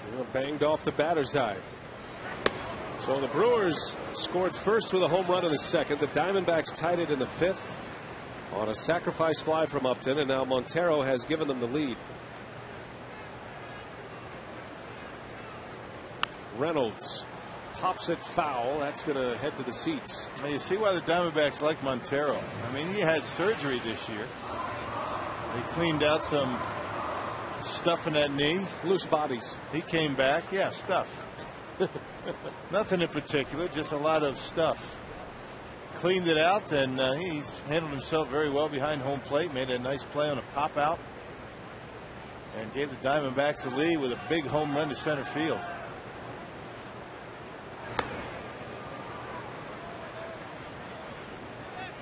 Everybody has stuff in joints when you play long enough. Knees, elbows. Just depends on where they get lodged. Right. Sometimes you can play through them, sometimes you can't. Reynolds out in front of a changeup. And an easy play for Fielder for the first out of the inning. But no player is without stuff somewhere. You know, I was thinking about that with our big auction tonight, because a couple of these auction items come with a small bit of health risk, like Brewers Fantasy Camp. My hamstring still hurt. That was 2 years ago, but I'm going back this year. That's because you were trying to show off. I warn everybody, don't try and show off early. You're going to end up sitting out. In the air to right, and Weeks is going to make the call. So 2 outs. It has mostly to do with that one game early in fantasy camp when I was in center field and there was a ball hitting the gap. And there was a couple of balls hitting each gap, as a matter of fact. And I looked to my right, and there was a guy who was 58 years of age. And there was a guy to my left, and he was 63. Right. So they both looked at me as if, go get it. I'm out. Go get it. You're on your own. There's some guys in pretty good shape there at fantasy camp. Yeah. But it's all about having fun. Brewers Fantasy Camp. They get together, you get your teammates, and you stay in touch throughout the year, and guys come back year after year, and it's a lot of fun. The competition is good, but they don't take it too seriously. Brewers Fantasy Camp, January 30th it starts. Rock will be there. He's the camp coordinator. I'll be there. I'll be in the trainer's room. Yeah. I had a good group of coaches this year, so bid on the Brewers Fantasy Camp package online. We got to push that thing up to over 4,000. Right. Yeah, a good group of coaches. It's kind of a late 90s theme for coaches. Greg Vaughn, Cirillo, Pat Listad, Jeff Jenkins on board, Jimmy Gantner, of course Jerry Augustine. I don't think I could do much around fantasy camp without Augie helping me out. Dale Swaim's coming back.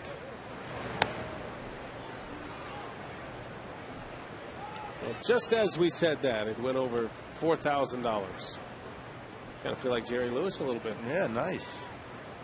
They can push it up a little higher, knowing that there's happy hour every night and a Q&A with your fantasy camp coaches. There's a swing and a miss, and the inning is over. So Capuano gives up a run on a home run, but retires the next 3. The Diamondbacks have the lead 2-1 as we head to the bottom of the 8th inning. The pitcher spot is coming up. Sit right back down. Don't get up from your chair and go to the fridge. No commercials tonight. All in support of Brewers Community Foundation, and we check in with Telly Hughes. Telly, the foundation makes a lot of dreams come true, but today it also helped make a wish come true, did it not? Yeah, absolutely, and it's one of the longest and strongest relationships the Brewers have in the community, and that's with the Make-A-Wish Foundation. And it's another season, another wish granted for one local family. The doctors walked into the ER room, and instead of being appendicitis like we suspected, they told me Joseph has this huge tumor encasing his left kidney. It's bleeding and it's got to go, and then our whole world just fell apart.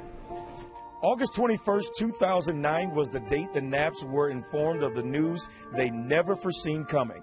Their youngest son, Joseph, had a tumor. Battling for his life, Joseph wasn't going to allow several surgeries, chemotherapy, and one functioning kidney get in the way of his wish being granted. Joseph was laying in the hospital bed recovering from his surgery, and he goes, "Mom, if we get through this, can we go to Disney World?" Well, at that point, I'm worried about doctor bills and hospital bills, and Make-A-Wish has made it all possible for us to go and have some fun after all we've been through, and we really appreciate all their help. Fun is something the entire family can use after enduring such a trying year. But before the wish is granted and the festivities kicked off, the Knaps just received more unexpected news. We were just in for a checkup, and the cancer is gone. They got it all, and there's nothing new growing, and we are good, right? Some limitations on what he can and can't do, but other than that, we're very, very happy, very blessed. Joseph has been cleared to resume playing baseball, and he can even slide, and does, every chance he gets. He also loves Star Wars, and as a surprise, Joseph will receive a special Jedi training at Walt Disney World as part of his wish. Go Brewers! Before today's game, the Knaps were on the field, and the guy that's at the plate were actually paid Joseph and his family a visit, signing a baseball. LaTroy Hawkins also came by to say hi, and most importantly, Bob Euchre met the family, and Bob is a huge supporter of the Make-A-Wish Foundation. He's been a part of it nearly 3 decades, and it's something that is near and dear to Bob Euchre's heart. So a great day for the Knapp family here at the ballpark.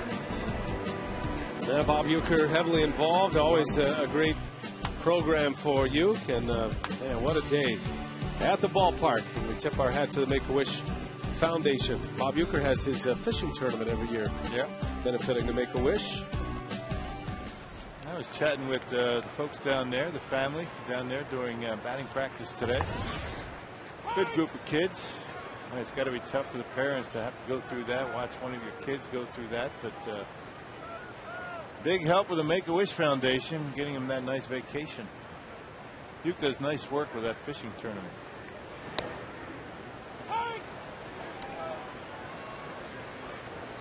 Well, just a snapshot of some of the faces that are affected by the charitable donations from Brewers Community Foundation. One of the reasons we want to bring you their stories. It's not just money donated, then you don't get to see it any longer. We like to show you some of the benefactors of the great programs the Brewers are involved with.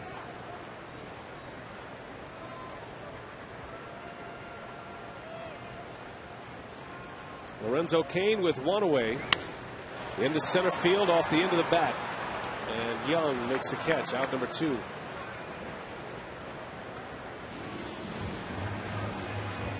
Well, the Brewers now trailing 2-1 after the home run by Montero. Here comes Chris Dickerson with 2 away in the 8th inning.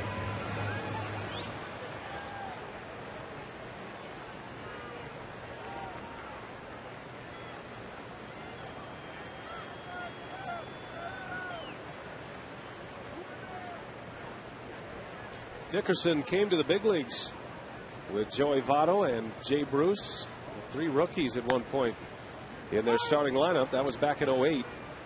And Dickerson made quite a splash in his first year in the major leagues. He hit .304 in 31 games in Cincinnati that year.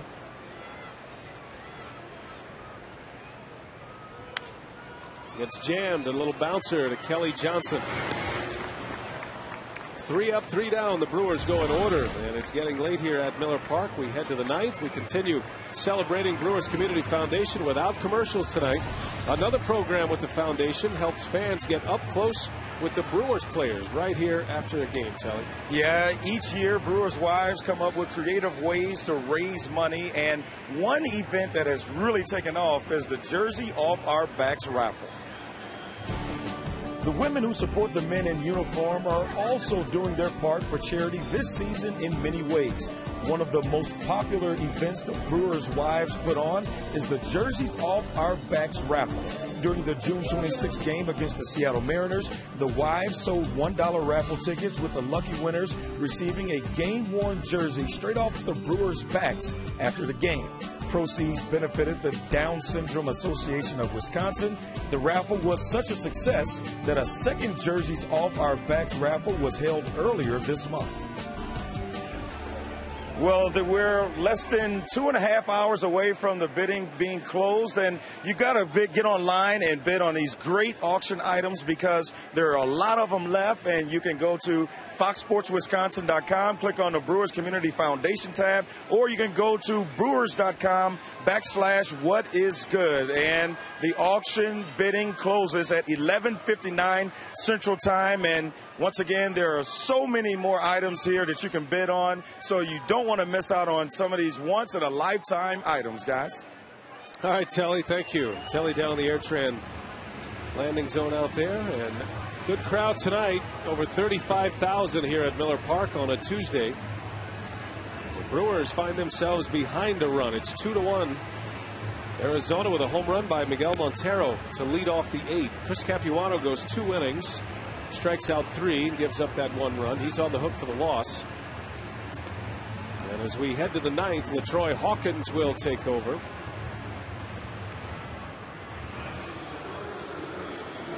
Hawkins, the 3rd reliever. Coffey went 2/3 of an inning, did not allow a run. Capuano 2 innings with 1 run, and now Hawkins for the 9th. Yeah, pitched a couple of days ago. Pitched Sunday against Houston. He threw a perfect 7th inning. Hawks had a rough go of it since coming off the disabled list, although he did pitch well his last time out. 18th game overall for LaTroy Hawkins. He's on a disabled list about 2.5 months. He had a shoulder ailment. No surgery required for Hawkins, but it took him a while to get back. Still haven't seen the big mid to upper 90s fastball from Hawkins since his return. Gerardo Parra will pinch hit for Arizona in the pitcher spot. So Boyer is done after 2 innings and in line for the victory. That's some good pitching by the Diamondbacks in this series. Goodness. They have shuffled some guys around. A lot of new looks for this pitching staff, and they've done a whale of a job so far in this series. Of course, having Braun and Hart out of the lineup, that helps him a little bit. Corey Hart down with a little tightness in his lower back. He did pinch hit last inning. Braun is available to run if need be, and Ken Maka still might utilize the speed of Ryan Braun, but he has a wrist injury and he's unable to swing a bat.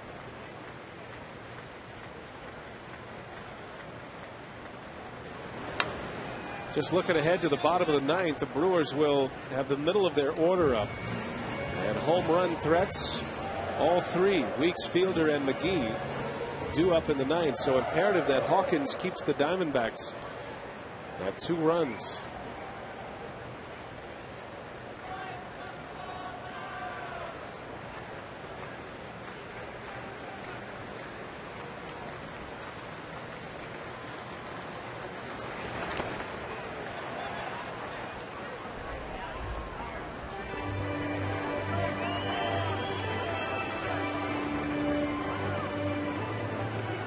Heilman's been closing games for the Diamondbacks, and he knocked a save last night, his 6th, but he's pitched in 5 of the last 6 days.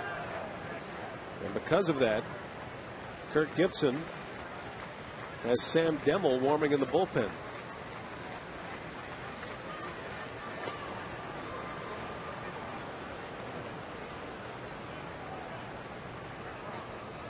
Two and 2 for Hawkins against Gerardo Parra. Parra started in left last night, was 0 for 5.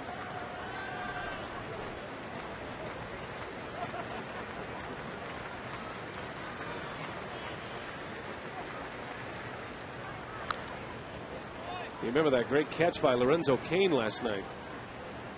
That was against Parra in the 7th inning. Parra did have the RBI that tied the game in the 9th. A ground out to short, but it evened the score at 4. And it gave the Diamondbacks a chance to win it in the 10th.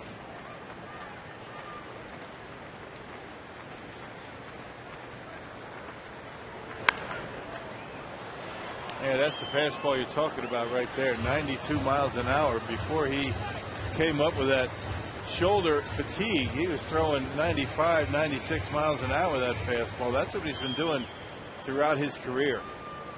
What a difference between 92 and 95. It does make a big difference. You get that ball at 95, Parra misses it. 92, he's able to get a piece of it. Now Hawkins says his shoulder does not hurt. It's just like firing blanks. There's no life, and it's all relative. What he's used to. Dead arm. Which affects how he commands the strike zone.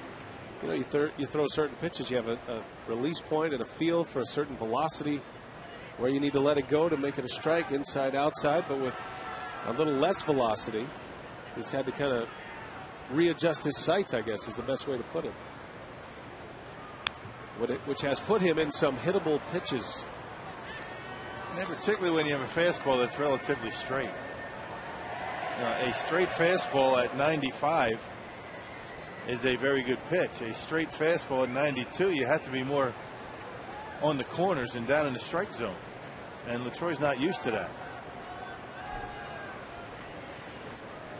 Long battle here. 2-2 the count. This is the 10th pitch of the at-bat. He fouls another one away.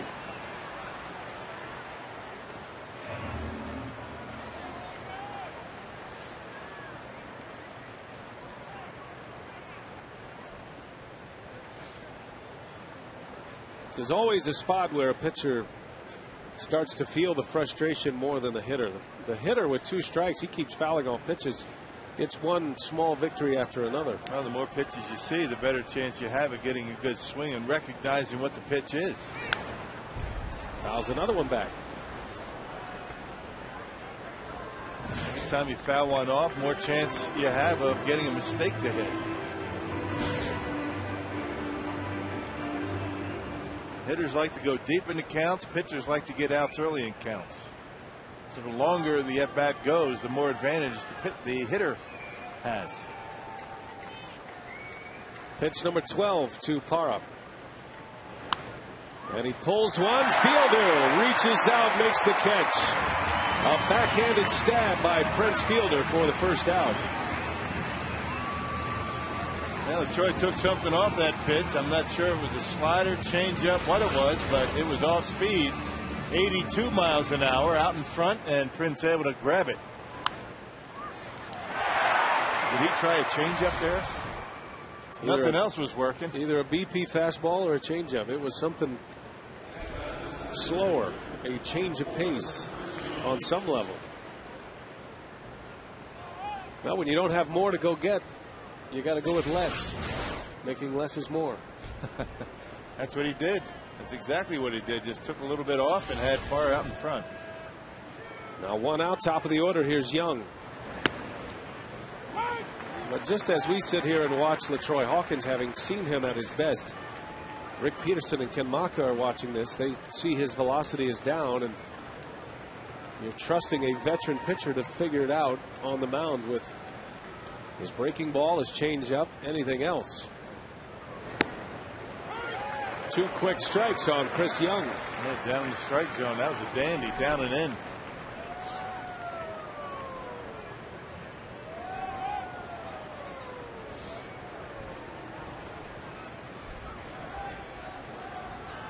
Young doubled and scored in the 5th. He's been on 3 times. He has a double and 2 walks, and he's stolen 2 bases.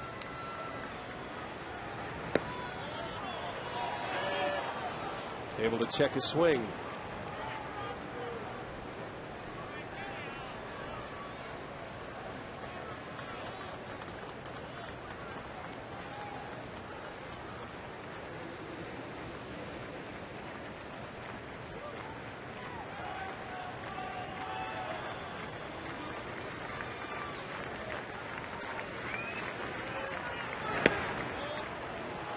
Count evens at 2-2.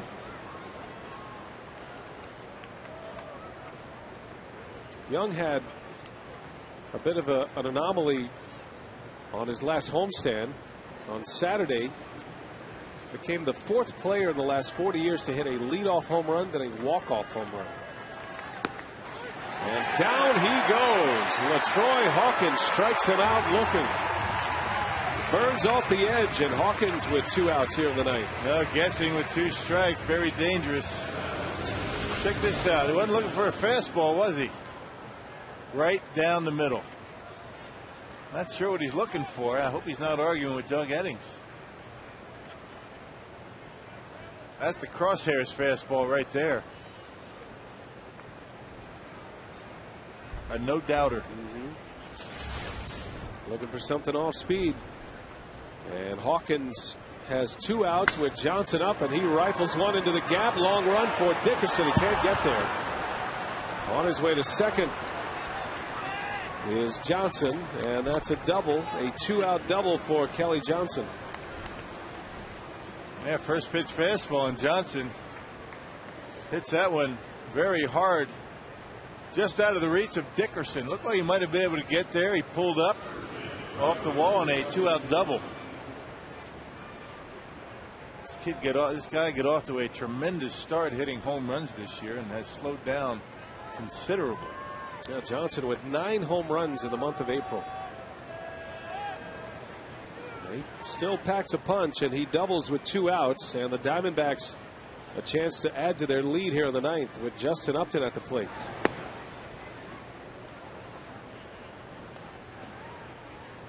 Upton has been relatively quiet in this series. He did have a hit yesterday. He was 1 for 4 with a walk. Tonight has a sacrifice fly. That came in the 5th. That was the first Diamondbacks run.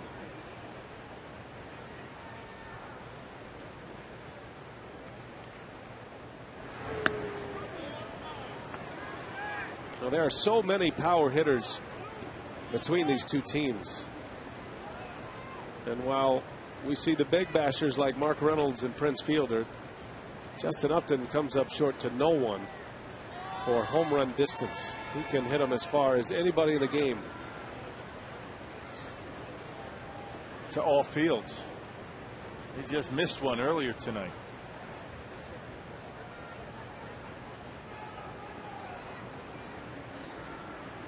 Hitters count for Upton. Hit hard, backhanded by Escobar. Look at this play. Fielder scoops. And the inning ends. What a play on both ends. Escobar to Fielder. Wow. Unbelievable. What a play by Escobar. What a play by Prince. Now let's get a couple of runs. Heck of a defensive play on both sides. And keeps the Diamondbacks to a 1-run lead. Well done. What a great play from Alcides Escobar, capped off with a great play from Prince Fielder.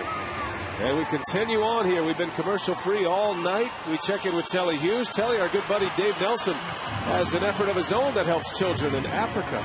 Yeah, Davey is a part of everything, it seems like. He lends his support to multiple organizations, but he is very passionate about his Open Arms Orphanage in South Africa. And in conjunction with the Brewers Community Foundation, Davey held his 2nd annual golf tournament at Black Wolf Run in Kohler. First of all, I just want to thank everyone for participating in this and coming out. It's for such a worthy cause. FS Wisconsin, you know what I'm talking about. Washington County, we go up there and play a little golf.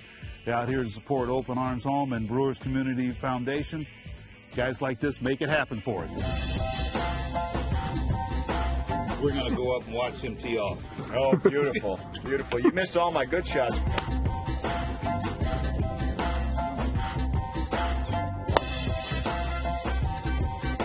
Now you see why he's never in the office. He's always on the golf course. Look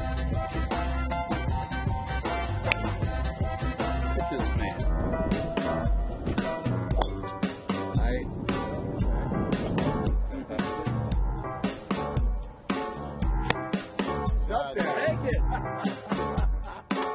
Be sure and get this man on camera, because if he screws it up, I want to be sure this goes on the nightly news. Oh, not bad, not too bad. Little cut shot. Now, if I screw this up, we will. Yes. Oh, yes. Oh, my.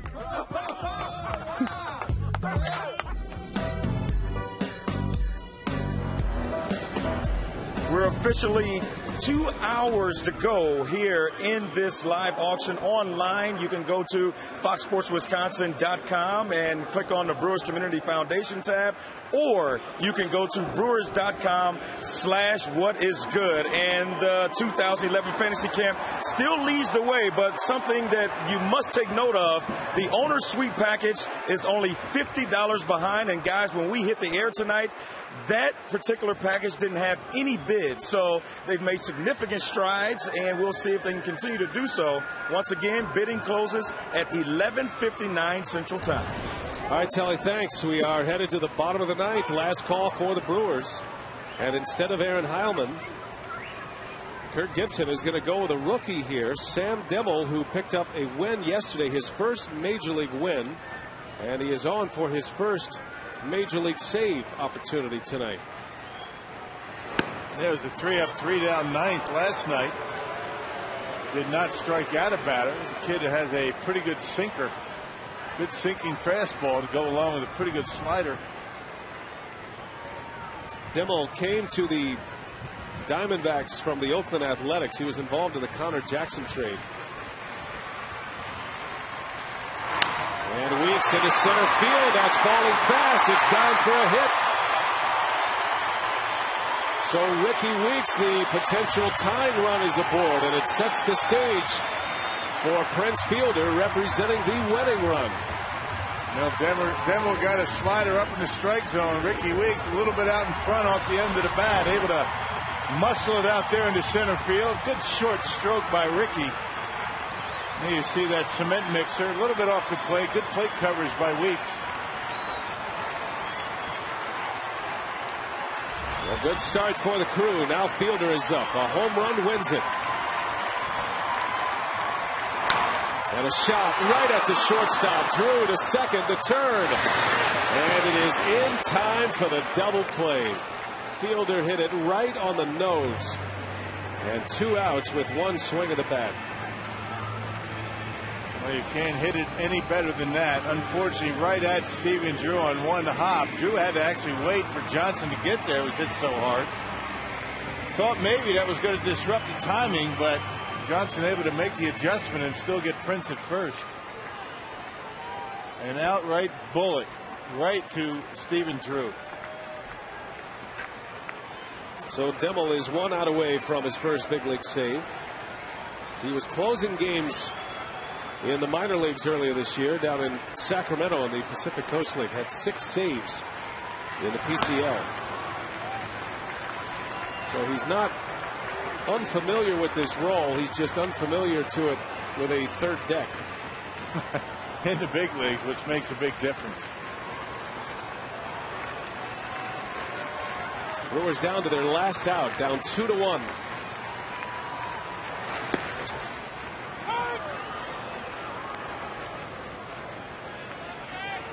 McGee with 16 home runs. That matches his total from last year in his rookie season. Sitting on 69 RBIs.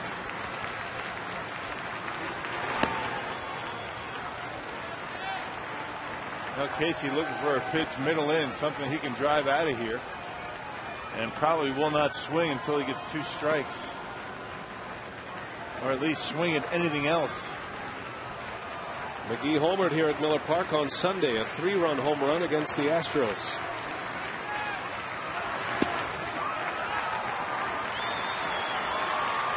Well, Joe Inglet would be next for Milwaukee, and McGee trying to get him to the plate.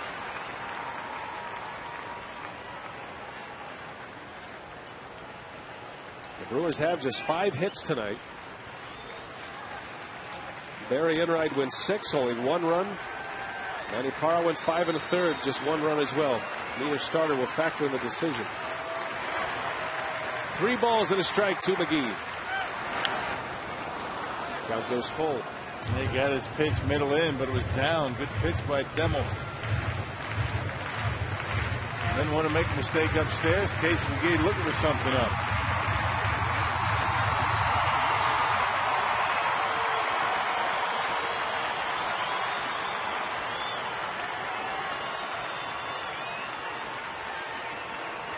Rally caps are on. The Brewers down to their last strike. Demmel in the minor leagues had as many strikeouts as innings pitched. 28. In the big leagues, in 23 innings, has 21 strikeouts and only 5 walks in the major leagues this year in 21 games. So you figure he'll be around the plate. And McGee bounces one foul. Still coming inside. Got a lot of confidence in that sinking fastball. Montero setting up on the inside corner. Demmel put it right where he wanted it.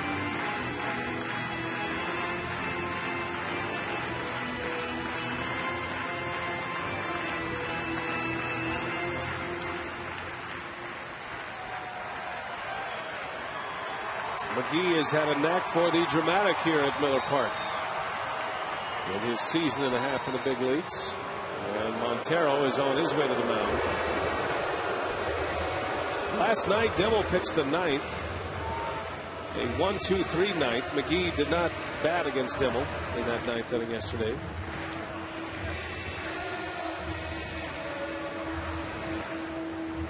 We mentioned Aaron Heilman's been closing games for Arizona, but he struggled last night. He got the save, but he loaded the bases with 1 out. And he's pitched in 5 of the last 6 games. So Kurt Gibson gives it to a rookie tonight. The 3-2. And McGee goes down the line. That's a fair ball, and it bangs off the side wall. And Casey is on his way to second base.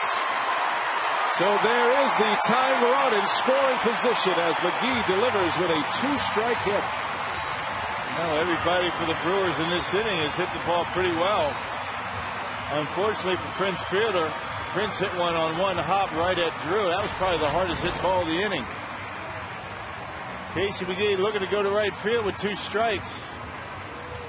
Fastball left out over the plate up in the zone and just able to tuck it inside that first baseline. So the Brewers still alive. Ryan Braun is going to come out and pinch run. So a base hit should tie it. Well, Ken Maka said he'd use Braun's legs tonight. And he's going to take a shot at it right here. Braun can't hit. He has a bad wrist. But he can run, and he represents the tying run with Joe Inglet at the plate.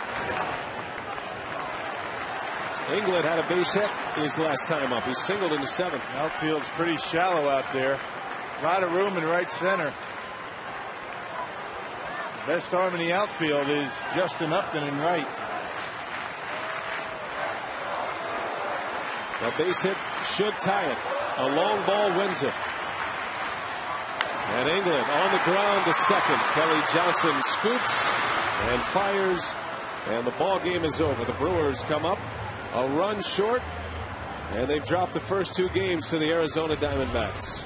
A 2-1 final score. Well, despite the score, Rock, it's been a fun day on Brewers television. Rock, we hopefully raising a lot of money. Still some time to go. Yeah, still some time to go. Keep bidding on those things, but you know, tonight in this broadcast everybody wins. Unfortunately, the team didn't come on top, but it was a great night, and we certainly hope that everybody would continue until 11:59 p.m. to bid on all those fantastic prizes. Good night. It was a good time tonight. All right, been a great evening of baseball and support, and all for the Brewers Community Foundation And let's send it out to Telly Hughes one more time. It's been a busy night, Telly, but the bidding has not stopped. It's been a busy night and a fun night, guys, and for a very great cause. And once again, there's a little more than an hour left that you can go on to foxsportswisconsin.com and click on the Brewers Community Foundation tab, or you can go to brewers.com/whatisgood. And once again, there's still a lot of great items you can bid on. You can go on there